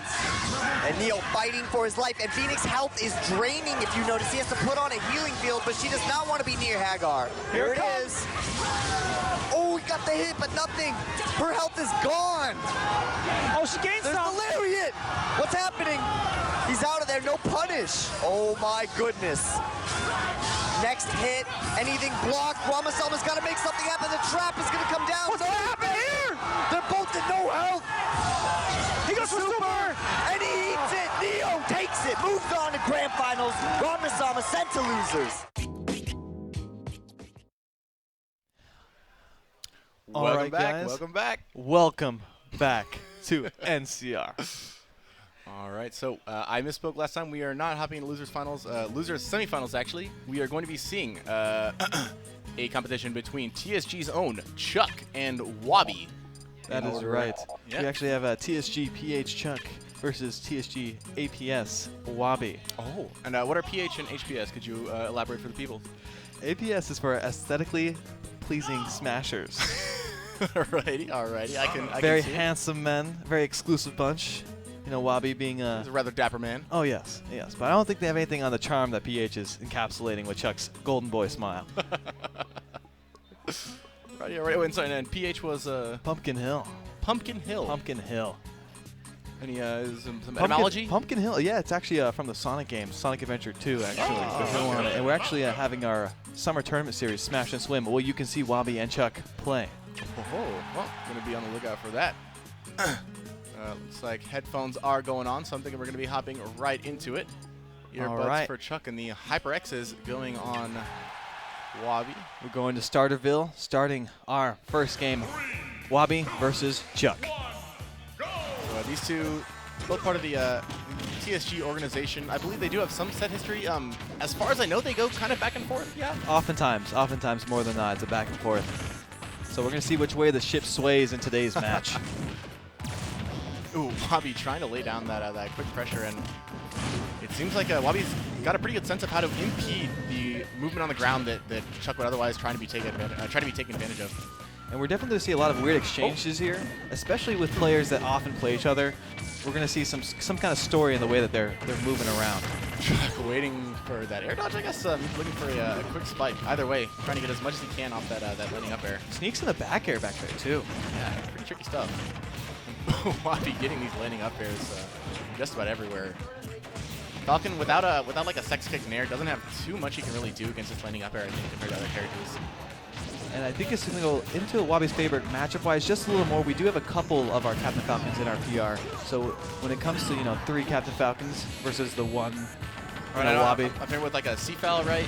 Yeah, C-Foul, Chokinator, just to name a couple. As well, yeah. So there are a number of Captain Falcons. So Wobby definitely not shy of experience in this matchup out in this region. Yes, now known as Skeleton Sword. He has trained under the old captains.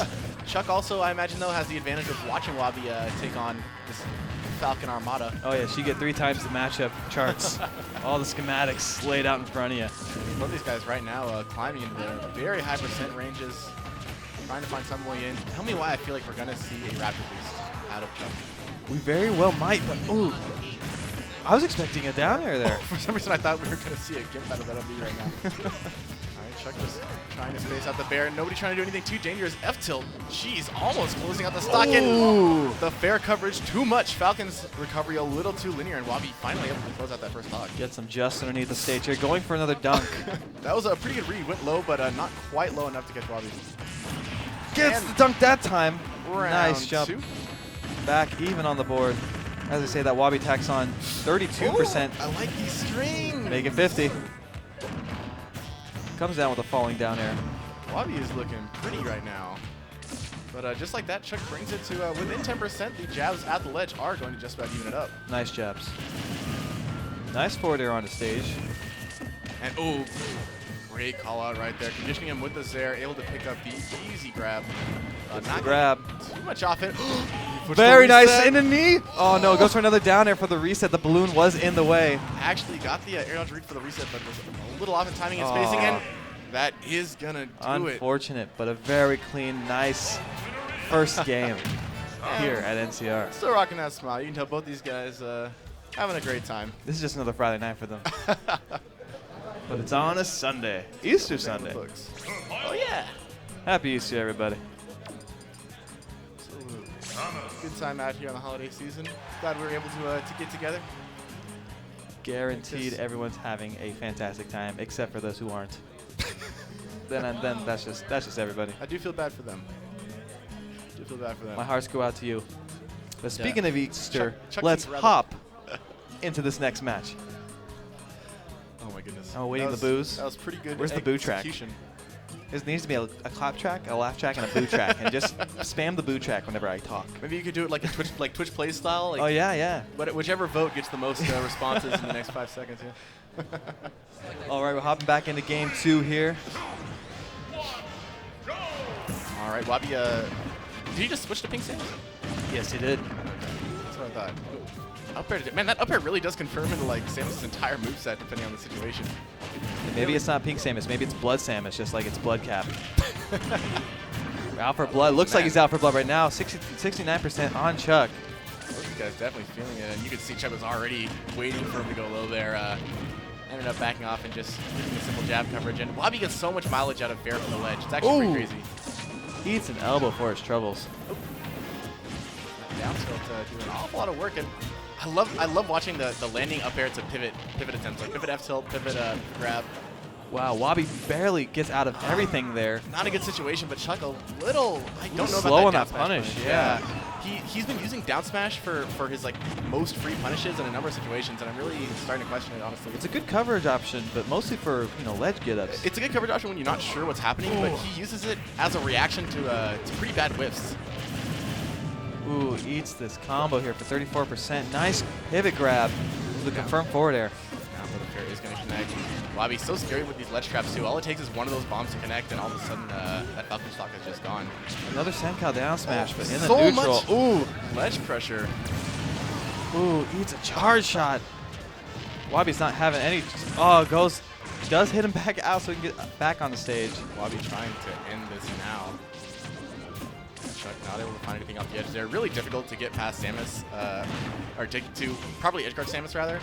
Really anyone with a tether grab, because air dodge to tether grab back to the stage is just so versatile. Raptor boost is going to seal the deal. 125% on Chuck.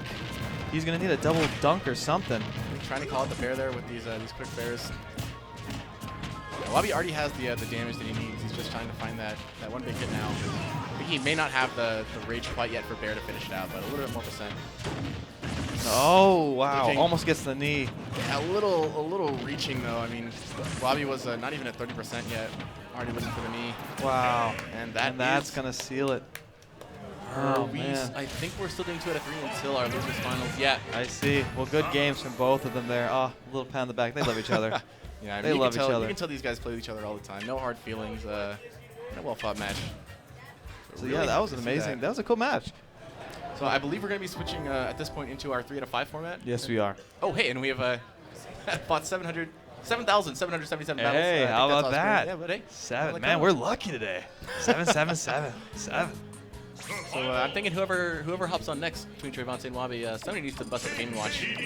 All right, so we got these lucky numbers. We got Arcade Shock proudly sponsoring the NorCal Regionals 2017. We'd like to say thank you, and you could save 15% store-wide when you use the code NCR 2017, and that's arcadeshock.com. And the EVO Championship Transporter is the clean. official EVO 5-stick bag. You gotta let the people know you're doing it right. Pre-order today and you can save money. It'll ship by June 1st, 2017 if you order online at splitframe.net. That's splitframe.net. Speaking of Splitframe, Splitframe is here at the NorCal Regionals 2017. Use code NCR 2017 to save 20% store-wide. Look at that bag. Ooh, crisp. That's right. Spray flip. Off. Spray frame. Splitframe.net. I'm having a little bit of tongue twisters on mine, and I apologize. Split's a little split word. It's all good. So looks like we are going to be hopping next into the run back in our losers finals here between Wobby and Trayvon. So we did see this set happen in, I believe, the winners semifinals, and did not go so hot for our boy Wobby. No, they have seen each other on the battlefield a couple times. Yeah, but it's seemingly always been Trayvon on top. Always rather difficult. But will today be the day where the charge shot shoots the comb out of Trayvon's hair? Yeah, perhaps. I mean, we did see, in our winners final set, Apology Man got an awful lot of mileage off of Aurasphere pressure against Trayvon at the ledge. So I'm curious to see if Wobby was paying attention, maybe taking some notes on how to get similar results out of his charge shot in this matchup. I'm not sure it quite has the same hitbox or the same properties. Like obviously the charging hitbox won't be quite the same, but as far as the ability to pressure cheeks, otherwise very safe get-ups, we might see a lot of utility if he's able to make that work. Ooh, nice I love grab that there. pivot grab. It looks so cool. Nice forward tilt. Pivot up tilt, just keeping him out right now. Equal sense from both competitors right now. Yeah, Wobby just trying to play a pretty simple poke game, looking for some conversions. And yeah, it doesn't seem like he's throwing anything too risky out. He's playing very safe. Yeah, nothing too laggy. I mean, Trayvon's kind of staying in his face too, so he doesn't really have the opportunity to set up too many slower ranged options. He's just kind of being forced to operate in this close quarters, and he's doing a pretty good job of it. Sam is not the easiest character to operate in that close space with. Most definitely not. Let's see here, a little bit of leg shenanigans. Ooh, trying to find the cheeky little bouncy fish there, not quite gonna connect. Wobby starting to operate in this little bit of a neutral, but does eat a bouncing fish for his troubles. Trayvon goes for a second one.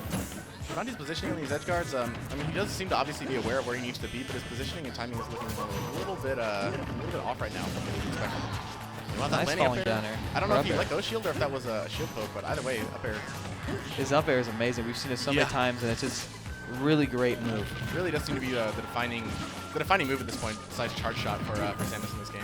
Nice shield. Ooh, does get the confirm on the bouncing fish. 71% on Trayvon as we move into the second stock here for Wobby. As we see there, Sheik's Fair just kind of invalidates almost anything that Samus can do, honestly. Especially now that she doesn't have a sex string kick anymore. Oh yeah. Really difficult for her to keep people out in front with good forward-facing frame data. I mean, he is doing a pretty good job of getting value out of his landings, but not quite enough to keep this match even, it looks like. Just got him on the ledge. Let's see what he does.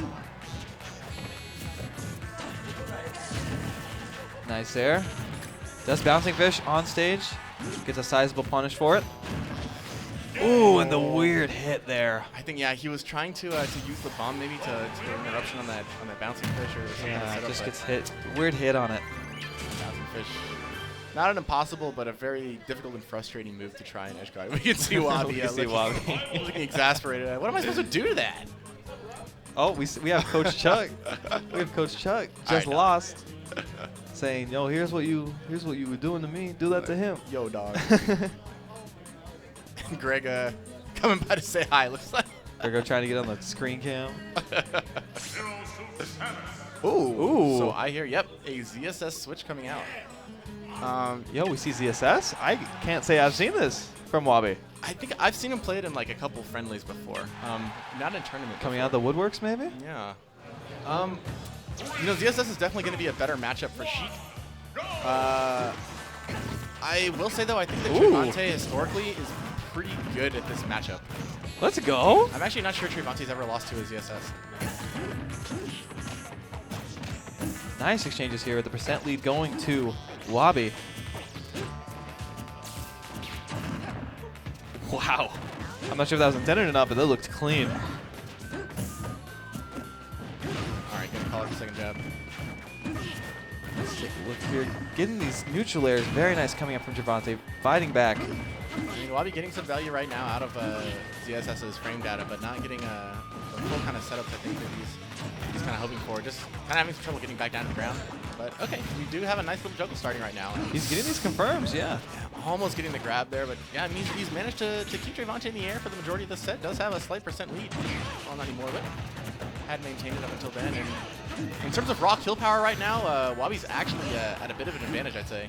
ZSS definitely has a lot more kills, or kill tools, that aren't exactly setups the way that Trayvon has to kind of angle Wobby to get into for him to secure that kill. That's cute. He hit a reverse hit in air. I don't know if that was like the Samus experience coming through, or maybe just a bad raw bear, but it worked out for him. Now there is a and Trayvon that back air. Wow. He's gonna take the seal. Trayvon getting a little bit careless now. Both even. Go ahead and even that up, but Wobby's made it clear he's not to be slept on. Yeah, he's definitely in this. He's gonna prove, hey, any Metroid character I'm gonna be the best at. I'm challenging the cheeky landing dare too, but ooh, 46% already on Wobby with only 1% on Trayvon's end. Wobby hasn't had a chance to really get back into this match. Trayvon's running away with it. Get back to the stage, but yeah, Trayvon is just building up this lead bit by bit, trying to read that that roll on the platform there. So now, I mean, this is ZSS. Yeah, ZSS, she can kill off the bottom, off the top, or off the side at any moment. Extremely low too, depending on how things play out. But that up air, wow! I think Wobby trying to get some kind of a mix-up or bait into a grab there, but not able to find it. And Trayvon just sneaking in the needles to Bouncing Fish. You are not safe. The ZSS looks like it was a good, switch. Yeah, I feel like he was getting back into it more. The only way that Trayvon was able to kind of secure this win was by stopping him from even moving. Yeah. He wasn't even letting him just move. Sort of shutting down, focusing more on stage control as opposed to just running down the Samus so you can beat on raw frame data. Yeah, I mean, Trayvon did a pretty swift job of adapting to the playstyle, I think. But I mean, yeah, it seems like the better frame data and mobility of Zero Suit is definitely helping Wobby actually get in. Normally he gets a lot of mileage, I think, off being a pretty smart psychological player with Samus. But honestly, if the Sheik is playing safe and reactively, it's really hard to get that much value out of like a read on her, because your read is just like, okay, I can punish an F-tail out of shield with like a 1-frame lead. Yeah. And one forward air leads into a string like this. Almost killing. That's when it gets scary there. Smashville not quite going to be the demon just yet. Interesting, Wobby is consistently opting for these single hit jabs. I think that he still has not fully adapted. Wow. He still hasn't fully made the mental switch off of regular Samus yet. Which I think is a little apparent in the way he's been using some moves like Nair in his jab mix-up, as if he's using them as if they're not as good of a move as they are on Zero Suit. Wow, almost killing. 125, but no rage on Sheik is going to make it kind of difficult. I think he's right around F tilt to up air confirm percent though. Maybe a little bit out of it now. No punish there from Wobby, just letting him get away scot-free. I mean, once again, 39% with a full rage. Zero Suit is where dreams go to die. And wow, manages to get out of the top hit, but Trayvon is... Scoops him up with that down smash. I'm going to call it out, the down smash. A rare but effective move from Sheik. Oh, Wobby. Oh, looking for it. Yeah, the idea is there, but the positioning on these conversions just isn't quite. I'll be very excited if he's able to get one of those in this set. Oh, and Trayvon just right on top of him, making it really difficult for Wobby to get any mileage by consistently ducking under and getting around his grab. Trayvon definitely showing why he is considered one of the best in this area. Wobby, if he would just finish his jabs, I feel like he'd be a lot better off. It'd be a nice mix-up, yeah, I hear what you're saying. Nice up air there. Goes for a couple more, try and get some confirms. Like, it'd give him a position to retreat to as well, like create some space for him and Trayvon. Because right now Trayvon's just kind of on top of him. Can't really operate freely, but that is going to go into Trey. Trayvon on his last stock. 89% on Wobby, now 94. He has a hill to climb. I'm sure he is willing to do it, but will Trayvon even let him get past the front gate? I mean, Zero Suit's definitely a character with a punish game to bring this back, but it's going to be quite difficult. And from what we've seen so far, Wobby doesn't seem to be as clean as he could be with the Zero Suit right now. With the up B, and oh my gosh. A confident vanish on Possible stage. DI mix-up? That is going to go ahead and close it out. Wobby, you know, can't be unhappy about that. Trayvon's a fantastic player. No, he was definitely trying his hardest out there, and with the character that, when you have those characters that are in the workshop and you get to test them out in here, it's always fun to see what happens. Oh yeah, yeah. I most likely guarantee he's going to go back and continue to watch that first little bit where he got the nice clean on Trayvon. Everything was starting to work out. Everything came together and then fell back apart. But that's okay. There's always next time. So good stuff from both those players. Trayvon moving on here at NorCal. Thank you. So, a quick shout out to our sponsor, Fantasy Strike. In development now. Check it out at fantasystrike.com. You can check them out at Twitter and Facebook / or at Fantasy Strike. New fighting game from Serlin Games. For those of you who don't know, the creator of Yomi and author of a very, very popular book on the psychological nature of fighting games and the art of winning. It looks like it's going to be a fun game. So we have Apology Man and Trayvon back at it once again. So I'm interested to see if Trayvon's going to be able to make the adaptation necessary to get back in this, because honestly, the winner's final set was, I mean, it wasn't one side. Well, it kind of was one-sided. It was moderately dominant. Moderately one-sided. That's how I'll articulate it. It was convincingly. That's the phrase I'll use. It was convincingly won 3-0 by Apology Man. But that being said, Trayvon seemed to have figured out how he needed to be getting in, but was just getting hit with a few too many stray Lucario hits for his own good. Like right there, that's the kind of trade you can't be getting in. Giving up these early percent hits to Apology Man is really not going to be doing Trayvon any favors. Each little bit of that percent starts to matter once backer can kill you at 50. Now, I've been seeing him, Apology Man, throw out some of these neutral airs in this neutral, and it's doing a lot of zoning work for him. Yeah, he's getting in pretty surprisingly well, because his aerials aren't the worst, but they're certainly not very fast. She generally has better frame data and range than Lucario. So Apology Man's reactions and spacing are really, really on point to be able to make the kind of trades that he is. And he's doing them at the perfect times, too, jumping just perfectly to get out of Trayvon's grab more than once. Trayvon really seems to be struggling with this Aura Sphere game. Not really able to get anything off the shield. Aura Sphere is a positive on shield, actually, with a 3-frame startup and cancel, especially at higher Aura percent. But nice command grab. Already at 94%. He is back airable. Ooh, thought he got the confirm. Apology Man, yeah, getting a little antsy, but he's at a good position to be a little antsy. He's got a little bit of a percent lead, and I feel like the the flow of the battle is definitely in his favor. A few options Apology Man could be looking for right now. Up air will kill, back air will kill, and command grab side B. As long as he holds on to this aura. Nothing Gets else that up tilt. will confirm quite yet. Charged Aura Sphere, maybe. That's about it. So as long as Trayvon can afford those 4 options, he should be in an alright position. Ooh, does get scooped up Down and tilt. taken out. Ooh, that's the kind of confirm you really need to not drop on Sheik when you have the opportunity against Lucario, or against any heavy really. You know, when you're playing such a light character, you need to close that out and not miss your window. Nice grab. Follow up gets the soft spot of that up air. The up air, well, the up air is going to connect, but I think he's just got no aura anymore. Oh, I see. Yeah. Just no kill. Interesting thing about Lucario is he doesn't actually have he doesn't build aura from 0. He actually has like negative aura basically. So like when he's below 70%, he has a negative multiplier on his moves. Or a fractional rather. So like all his moves, I think it's 0%. It's 0.6 knockback. He has like negative rage basically. I believe they tested it also with the multiple stocks. Play a great deal of effect into this match, and that's side B. Yeah, having stock advantage does affect him, especially so in doubles. Lucario gets constantly compared to the top player in terms of stock count in the game, and increases his multiplier by that factor. And right now, though, we see 111%, very solid aura for Lucario, so we are going to see an increased quality of his neutral game right now. Should be able to get some more mileage off aura spheres, but Trayvon, I'm thinking, is not going to want to let him set up on stage again. Trying to keep him towards the ledge so he can't get as much coverage out of his aura spheres. If Trayvon lets him hold on to that center, then he's going to have a much harder time landing. I must say, Apology Man with these recoveries has been on point. They have been so clean and crisp and so beneficial to him staying alive for so long. Yeah, definitely not the easiest recovery to pull off consistently. And oh, that air dodge was actually really scary. Reads it, tries to go for a little bit of a reach on it as well, doesn't connect. Almost connecting it. You know Trayvon has to be really a little bit.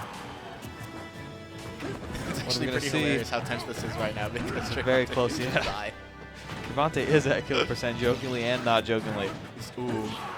Now, I noticed Apology Man doesn't really seem to have the same platform. Patience. I was gonna say platform pressure with Aura Sphere that Sue, another really popular Lucario player, probably the best in the world, people would say at this point.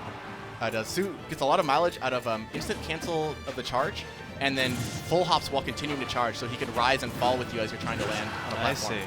Yeah, I think if Apology Man were to try to implement that, he actually could have found a few punishes against Trayvon here, but unfortunately just settling for the basic landing. And 187% Trayvon has to be thinking, please, Lord, just... Almost gets him with that neutral air, too. Okay, good patience, just waiting out the aura charge there. Ooh, tries to deal with turnaround side B. I'm pretty sure Trayvon can get back here and die, so he's going to want to be careful. Dash tag. Dash tag's not going to do it. 201 for Lucario. Does get to confirm with the needles, but wasn't there with the bouncing fish. And that's actually... Oh my goodness. Up B can actually kill. 83%. Okay, now, okay, so there was... There it is! That was exactly what I was talking about. He does the full hop while continuing to charge the aura goes back down, and then, wow, that was amazing. Nice comeback. Over 200% and still wins that match. Trayvon just has to be absolutely exasperated after that, man. 201%. And he was so close so many times on getting these kill options. Even that neutral air that he threw out up in the right corner was so close. And I mean, Trayvon, he's getting really close with a lot of these complaints. You know, percent's almost there. The bouncing fish is just a few pixels away, but if you don't hit those few chances you get, then it only takes that one magic moment from Lucario. And Lucario is full of that kind of magic. Good confirms here from Apology Man. Gets the regrab. Very patient.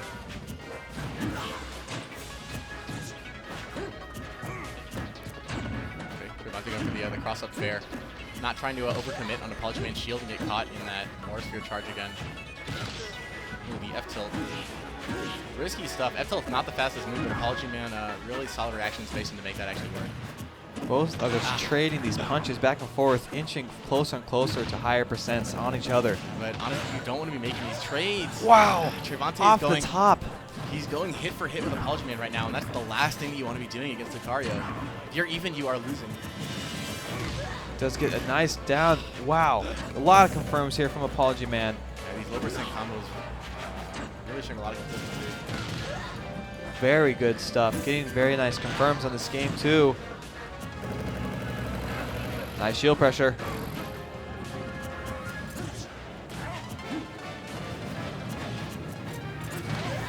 Just trying to Doing do some that wonderful right now. zoning.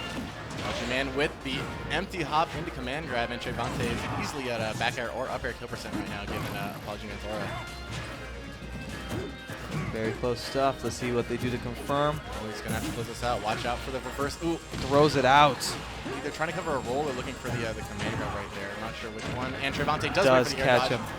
So with that, he's given himself a little bit of breathing room. About 50 or so % before Lucario should have the nice grab. Aura. Still relatively safe, but there's no real way that he's going to be able to close this out safely unless he's able to find a gimp in the next several %. Gets the up tilt, does get the back air on it. Still see Trayvon. Apology Man very content to just trade these nairs out all day. Wow, throws both an up air, down air, and a back air all in one jump, trying to cover every single option against Trayvon.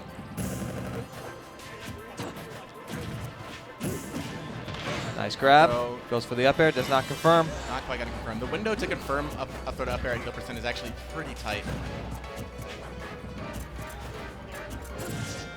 Trayvon needling for his life right now. Only 29% on Apology Man. Yeah. Trayvon does get the bouncing fish. The interesting thing is, well, okay, so Trayvon can get bared now, but I mean, if you're at super high % against a completely auraless Lucario, you don't actually have that much to fear until you start hitting him, because he doesn't really have anything that he can do to you. Very nice. Confirm with that up smash there, and game 2 going. And you can see the smile. To Apology Man, and he is smiling. Trayvon's smiling too, but I think Trayvon is actually going to be considering a character switch right now. If I had to guess, there's a good chance he'll stay on Sheik, but if I had to guess, he'd go Falcon. really, I'd be very excited for any kind of character switch. Okay, yeah, he's just going to go ahead and stick it out. Stick it out? All right, let's take a look here. I think we're going to see a really needle-focused game from Trayvon here. Either he's going to say F it and go in hard, or he's going to put all his eggs in the needle basket. So we're here in Grand Finals. Which, as we're seeing right now. Oh, needle basket's growing. But he's already getting hauled out and losing the trade for it. 2 games in Apology Man's favor. Trayvon has to climb up slippery slope. Trying to get sneakier and sneakier. Vanitha not going to follow for these simple sort of mix-ups. So Trayvon going for things like double roll into pivot grab, but still not quite able to find his way in. Apology Man just keeping the neutral exchanges really even, which as a Sheik player, you just can't allow to happen.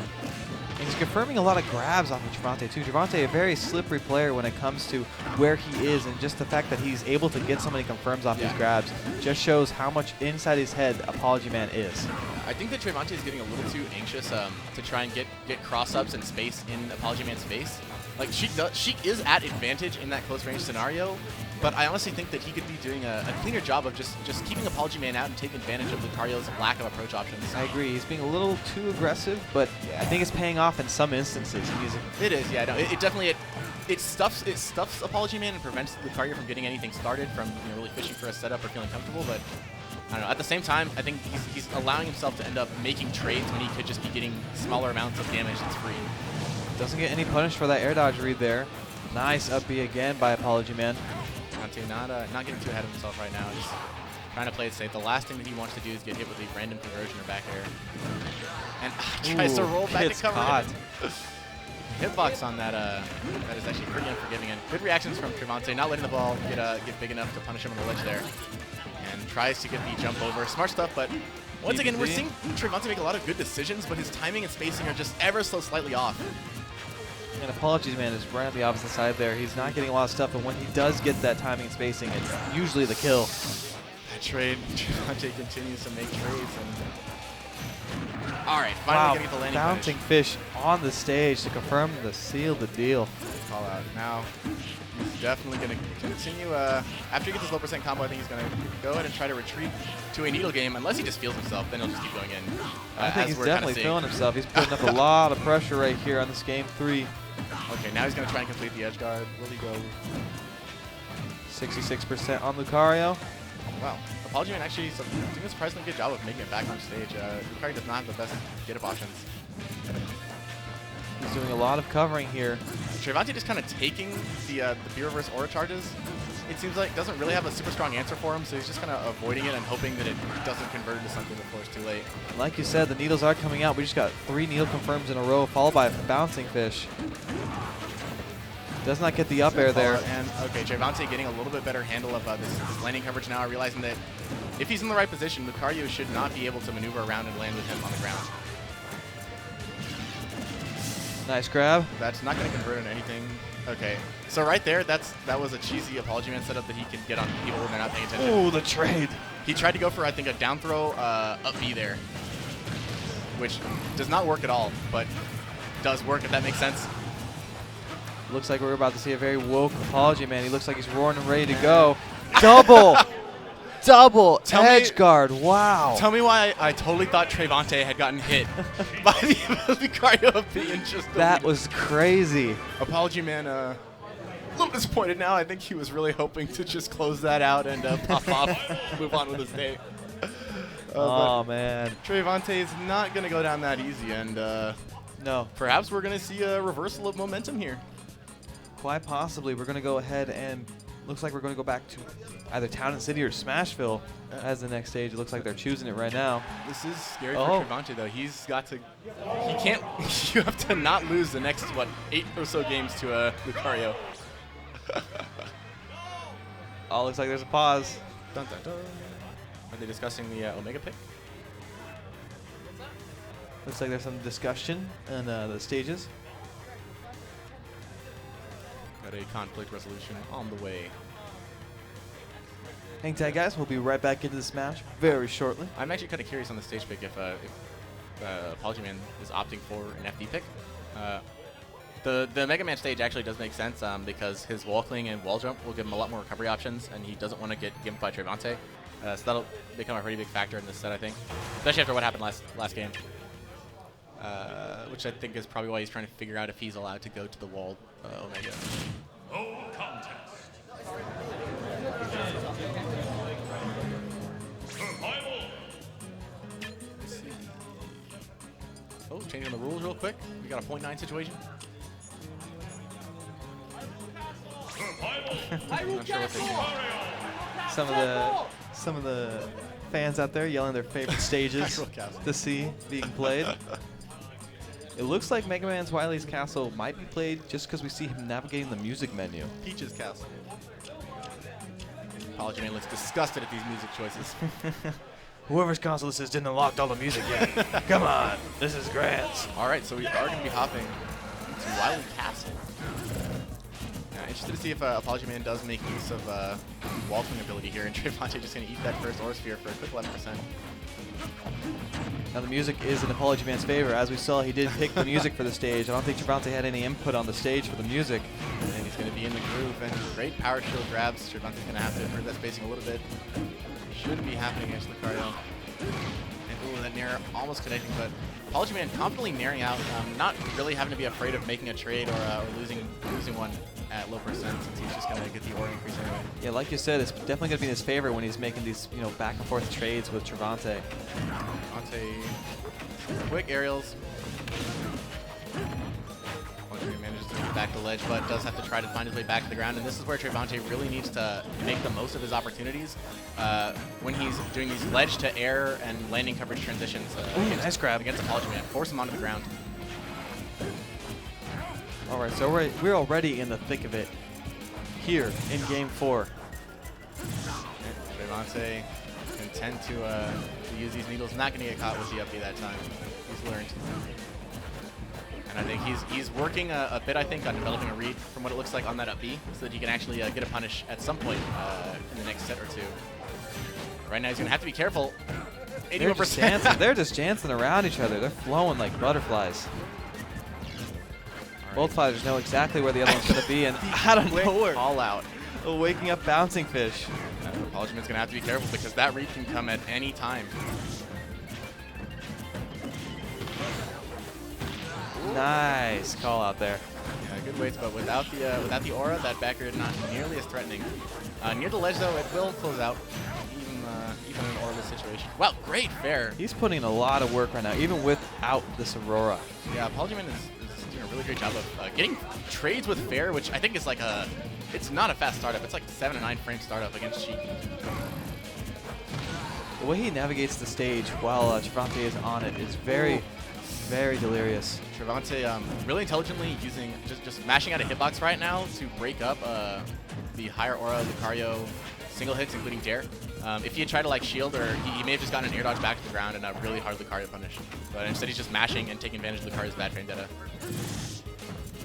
Needles confirming. That's 2. Going for third, fourth. Yeah, I mean, he's got nothing to lose on there. That honestly, past 150, like that, everything that Lucario is going to do that can kill is just going to kill. So he's just getting more rage for himself and actually having a more reasonable chance at sealing out this stock. Oh, wow, the last hit on that Naren. Wow. Good job shielding. I keep thinking he's going to get hit by this Lucario. Dash attack at 166, sealing the deal. 99% on Apology Man. All right, Trayvon is going to have to be very careful now. Or and he's that's not. going to do it. Or he could just have throw bouncing fish. All right. Bouncing fish for both the kills, securing him that victory. We are moving on to a game 5. Apology Man looking progressively less entertained with each game.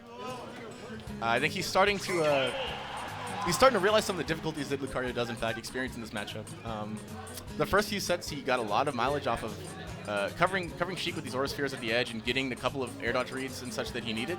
But as Trayvon has continued to play safer and safer and improve his spacing, Lucario's weaknesses are definitely, I think, becoming more apparent as the set goes on. And as the set goes on, we are seeing these trades with Apology Man and Trayvon.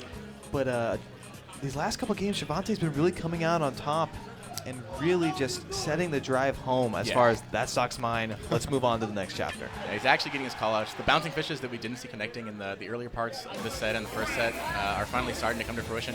They've been adjusted and are ready to rock and roll. Yeah, but I mean, once again, this is Lucario, so at any point in time, the momentum could easily be reversed.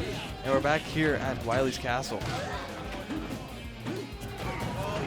Yeah, Trayvon not getting caught with nearly as many dares from the ledge and other positions as he was before. Just waiting in shield and getting that F tilt. There's not too much Lucario can do about it. And did we see any stage shenanigans as far as Lucario hanging on the side there from the last game? I don't believe we we saw did him. not. No, yeah, he didn't really get the opportunity to take advantage of that. Trayvon was just kind of in his face. Much like the start of this game here, but returning back to neutral for both players. Trayvon's doing a good job of fast falling, avoiding these Aura Sphere. It really is little differences in timing like that. If he had fast fallen a few frames later, he would have eaten the Aura Sphere, he would have lost advantage there, and this stock would not almost be gone. There it was. Apology Man. That was the reason for the stage pick right there. We saw him upbeat to the stage and cling on it for a moment to make a safe recovery. Trayvon's going to have to be careful, though. One good back air can actually seal this out. Same thing with an up air conversion. All right, perfect spacing on that F tilt. Good stuff. If he was a little bit closer in, that could have been doomed for him. Nice pressure again with Apology Man on this Aurora. We haven't been seeing it as much this set as we saw the previous set. Trayvon actually elected to roll back out of that Aura Sphere shield pressure that time. To confirm. Great conversion. He's going to have to be careful, though, because that roll back is what a lot of Lucario specifically look for to catch a bear. We've seen Sue get a lot of mileage off that. But right now, I mean, Trayvon close to evening up the percents on the second spot already. He's been keeping these strings nice and clean going and not overextending on them as well. Apology putting up some nice frame traps, and the Aura Sphere is attacking on the damage he needs to start catching up here, but Trayvon's still not giving him too much to work with. Wow, that Nair was amazingly spaced. Yeah. Down tilt, yeah. Trayvon playing it safe. Trayvon in a really good position to continue onslaughting here on Apology Man, but Apology Man at any moment can come in with a surprise, and I feel like that's what's awaiting us here. These needles are doing a lot of really good work now, too. Trayvon waiting specifically to try and break the Aura Sphere charge with needle in order to prevent Apology Man from getting any kind of size that he could use to B-reverse around. Ooh, doesn't get the confirm. Without at least a little bit of charge, Lucario's B-reverse and movement options are a lot weaker. Almost seals the deal there with that charge shot. And oh, wow. Avoids it. Trayvon, okay, yeah. Uses that bit of invisibility to get through the Aura Sphere, but dash attack. Finds himself off stage at 144. Lucario actually still doesn't have anything too simple to close this out with, but Trayvon's going to want to avoid is a straight up air.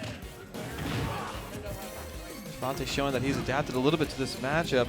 We'll have to see what Apology Man has to do to confirm. Oh, fantastic call. Very close. Trayvon just waiting in. There, okay, there it is. There it is.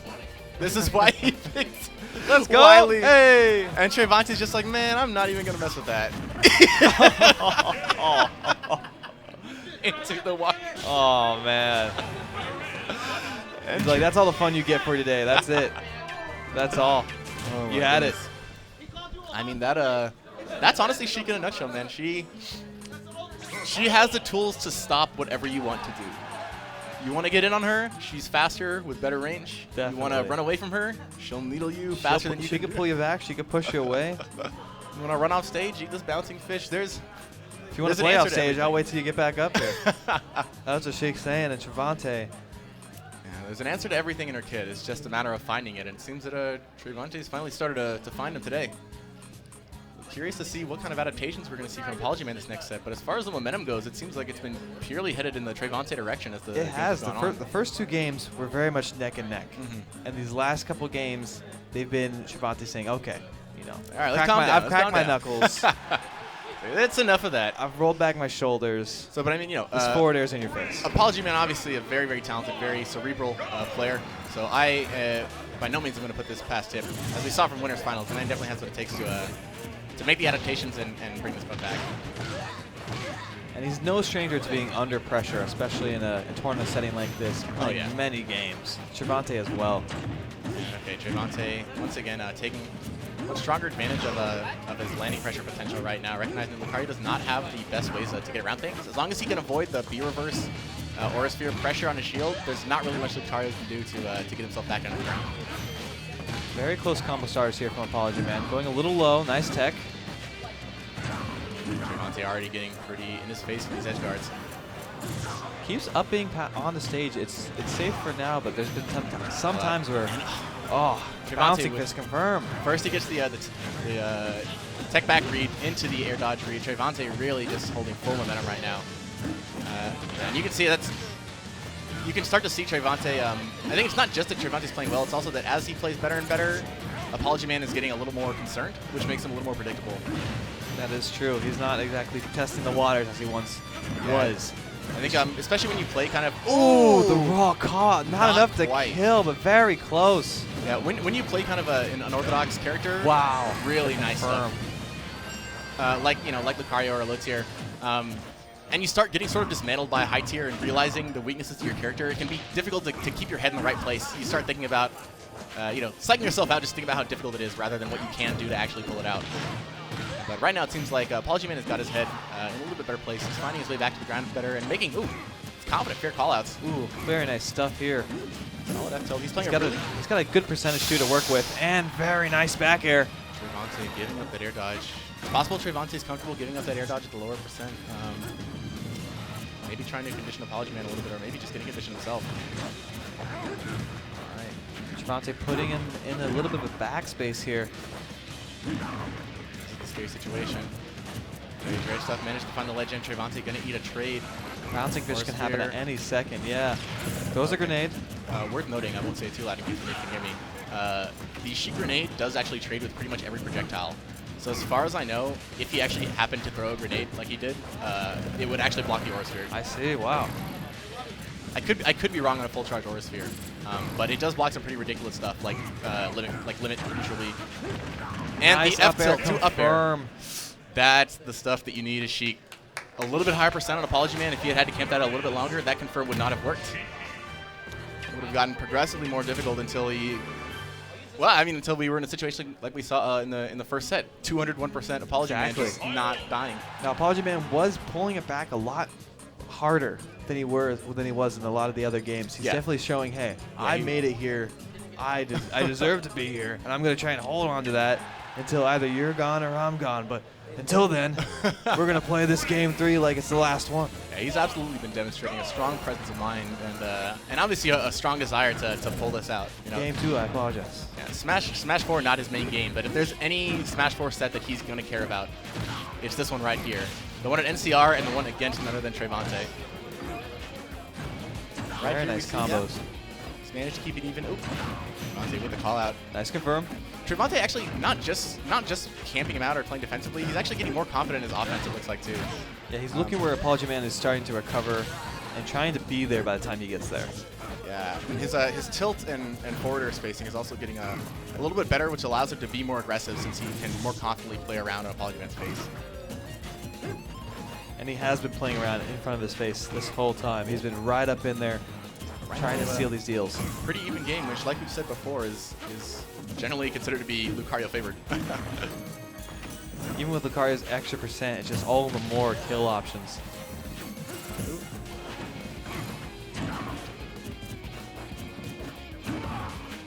So trying to find the read there. Not quite anything that I should close out with just yet, except a bouncing fish here to get some kind of horizontal hit. Ooh, and see that? Ooh, very nice. That Becca right there was, I think, part of the setup that we were talking about earlier, where you charge the Orsphere on their shield. Nice call out. Look for the roll back and bam. Apology Man only 115. Trayvon gonna look for it. Yep, but Apology Man not gonna give him the neutral get up that he's looking for there. He can do some pretty heavy combos. Travante's better watch out.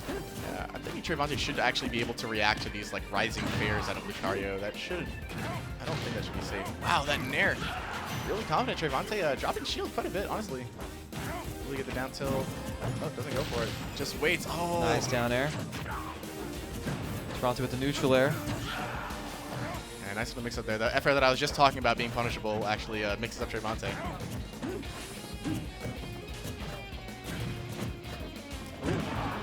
No major confirms from each player as of yet. Trayvon's still going to be looking for the reverse. Yep, not quite going to find it yet. Nice patience, but just squeezes in. It's so hard, but it's just so difficult to find anything that Whoa. will actually close the stock out. Side Bs from off the stage. Almost with that bouncing fish. No punishment, decides to roll away. The call out is right. Okay. Smart stuff, retreating to the ledge to avoid the punish, and back air not quite going to close it out. Another side B. Oh my god. Trayvon trying so hard to find somebody to close the stock out, but this is reminiscent of when they fought in winners. yeah, the 201% match, and still trying to find it, Oh. and does not quite connect. That is going to bring this set to 1-1. Trayvon looking a little frustrated, but he's like, all right. You know, the ideas still seem to be there. The reason he was making, once again, on the bouncing fishes were actually correct. He was going for the same basic reads that he was getting the last few games, but just not quite there on the timing. And yeah. And Apology Man's perfect spacing, just barely getting out of a lot of these moves. He's making the most out of these little hits, finding so many nairs, honestly, in particular that I'm amazed by. And these little mix-up like the fair into dare on shield are just enough to pull it out against Trayvon.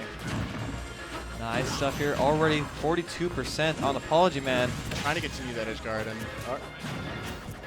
shorts that grab a little bit, so Trayvon able to make it back to the stage without any kind of punish. Still 0% on him, but second hit is going to mix him nice up. Grab. This is where it starts. Up tilt, looking a bit like the Fox frame trap, but not quite of the same quality we see as Trayvon easily escapes. Trayvon being very smart, knowing when to air dodge and knowing when to neutral air. Great stuff. Manages to get that F tilt buffered out as soon as he escapes the Orsphere shield pressure. All right, bouncing fish, not enough to seal the deal. Puts him in a good position to see what Trayvon does. Nice neutral air. Let's see if he actually goes for it again. So we did see Trayvon going quite a bit for the needles to bouncing fish this last game, but he was not able to find the neutral get up, so couldn't connect the needles. Let's see if he's able to get a little bit more mileage this time around. Tries to wait for the jump air dodge. No confirm as of yet. Ooh, he does have to be careful trying to find this bouncing fish call out too, because if the Orsphere is too big, I think it'll actually just hit him. And Whoa. the shield is broken. Nice up smash. Just like that, Trayvon smiling a very pained smile. That shield break was almost out of nowhere. Laughing through the tears. Wow. That Orsphere is going to connect. 28%, not the worst, but you got to take out this stock now if you're Trayvon. This is going to be a problem the more longer it stays alive. Not going to get the air dodge either. Apology Man doing really good this set, just like last. We see Apology Man seems to develop momentum right now. He's definitely shifted to going on the aggressive the end. back air, and it does kill. Wow. He is going to close it out. So Trayvon has his back against the wall. Down 2-1, and Apology Man on the verge. Apology Man is ready. He is on the verge of overcoming this, taking NCR 27. He does not want to apologize to Trayvon. And just to reiterate, Apology Man is an unranked player. has never been ranked in I Northern hope I hope they California. start ranking him. I hope they do. #1 in the Northern California region.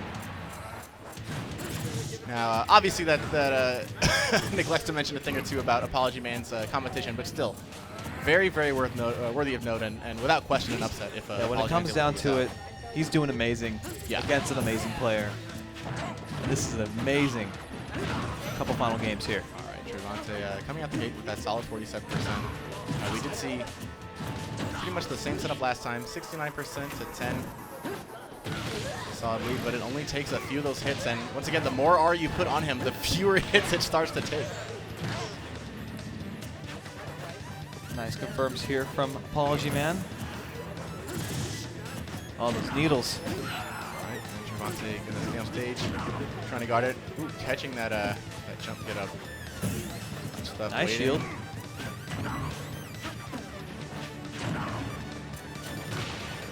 Again with that side B off of the stage. That's really cool. He's getting those. Trayvon does not seem to be finding the full hot needles that he's been looking for the past 2 of the games. Ooh. Apology Man looking for that roll one more time, trying to find the bear that would have closed out the stock. Trayvon, yeah, just winning out.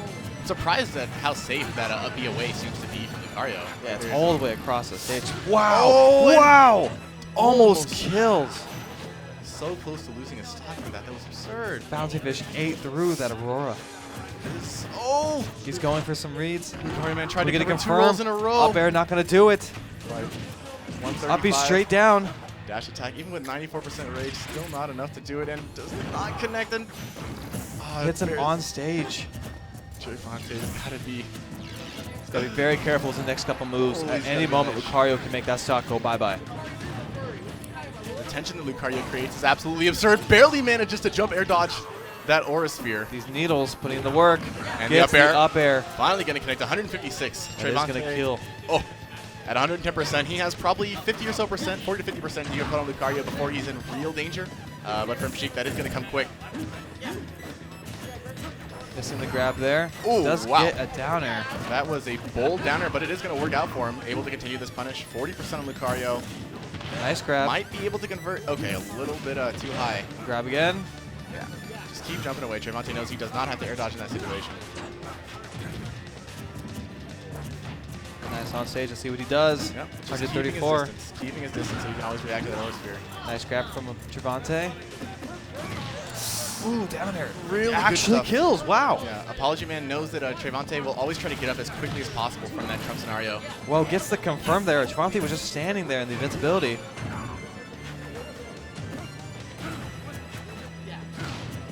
Wow, these nairs are so on point. As long as Apology Man doesn't take too much more percent, he'll be in a very good place percent-wise with his Aurora Rage. Trayvon definitely wants to get about.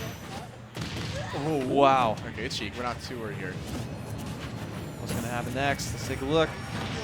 But yeah, Nice Trayvon's neutral air. going to need at least another maybe 20% if he wants to find an edge guard. Bouncing Fish not going to steal the deal. Does catch him. And That Bouncing Fish Not going to quite steal it gonna again. do it. Another one down at the bottom. Uppy is only fast.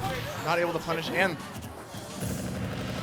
the down air is going to do it. Oh, Trayvon not Woo! giving him the roll, but Aura Sphere reverse is going to catch him. Trayvon's at 83%.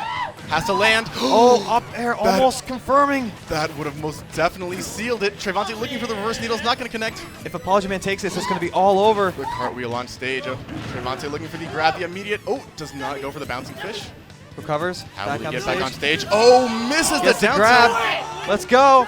Trayvon looking for the up air here. Does not find the back Uppy's air. on stage. Gets a grab. Another F throw. Are we going to be seeing? Oh, looks for Uppy's the bouncing again. fish. Almost there. A little too low. And The pressure. what will he do? Jabs out. Trayvon, get fantastic hit. awareness. Does get hit again. 114. The tension is indescribable. Aura Sphere charging. What Trayvon hit?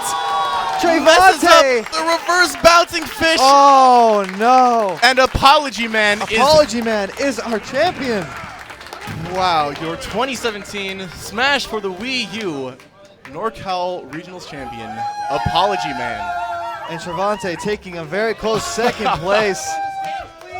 Wow, a fantastic upset, a fantastic day of Smash for NorCal. And, you know, Trayvon can't be too satisfied with that, but a fantastic set either way. I'm sure both these guys are going to be smiling in just a bit once the year's worth of salt finally starts to dissolve a little bit.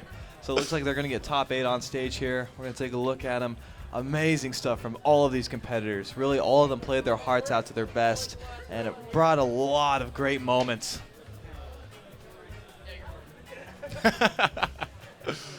All right, man. So wow, amazing really stuff. stuff. Amazing Yeah. stuff from Shout every out- single competitor. Yeah, our entire Every top game 8. had something. Every game had something that we just looked at and went, ooh!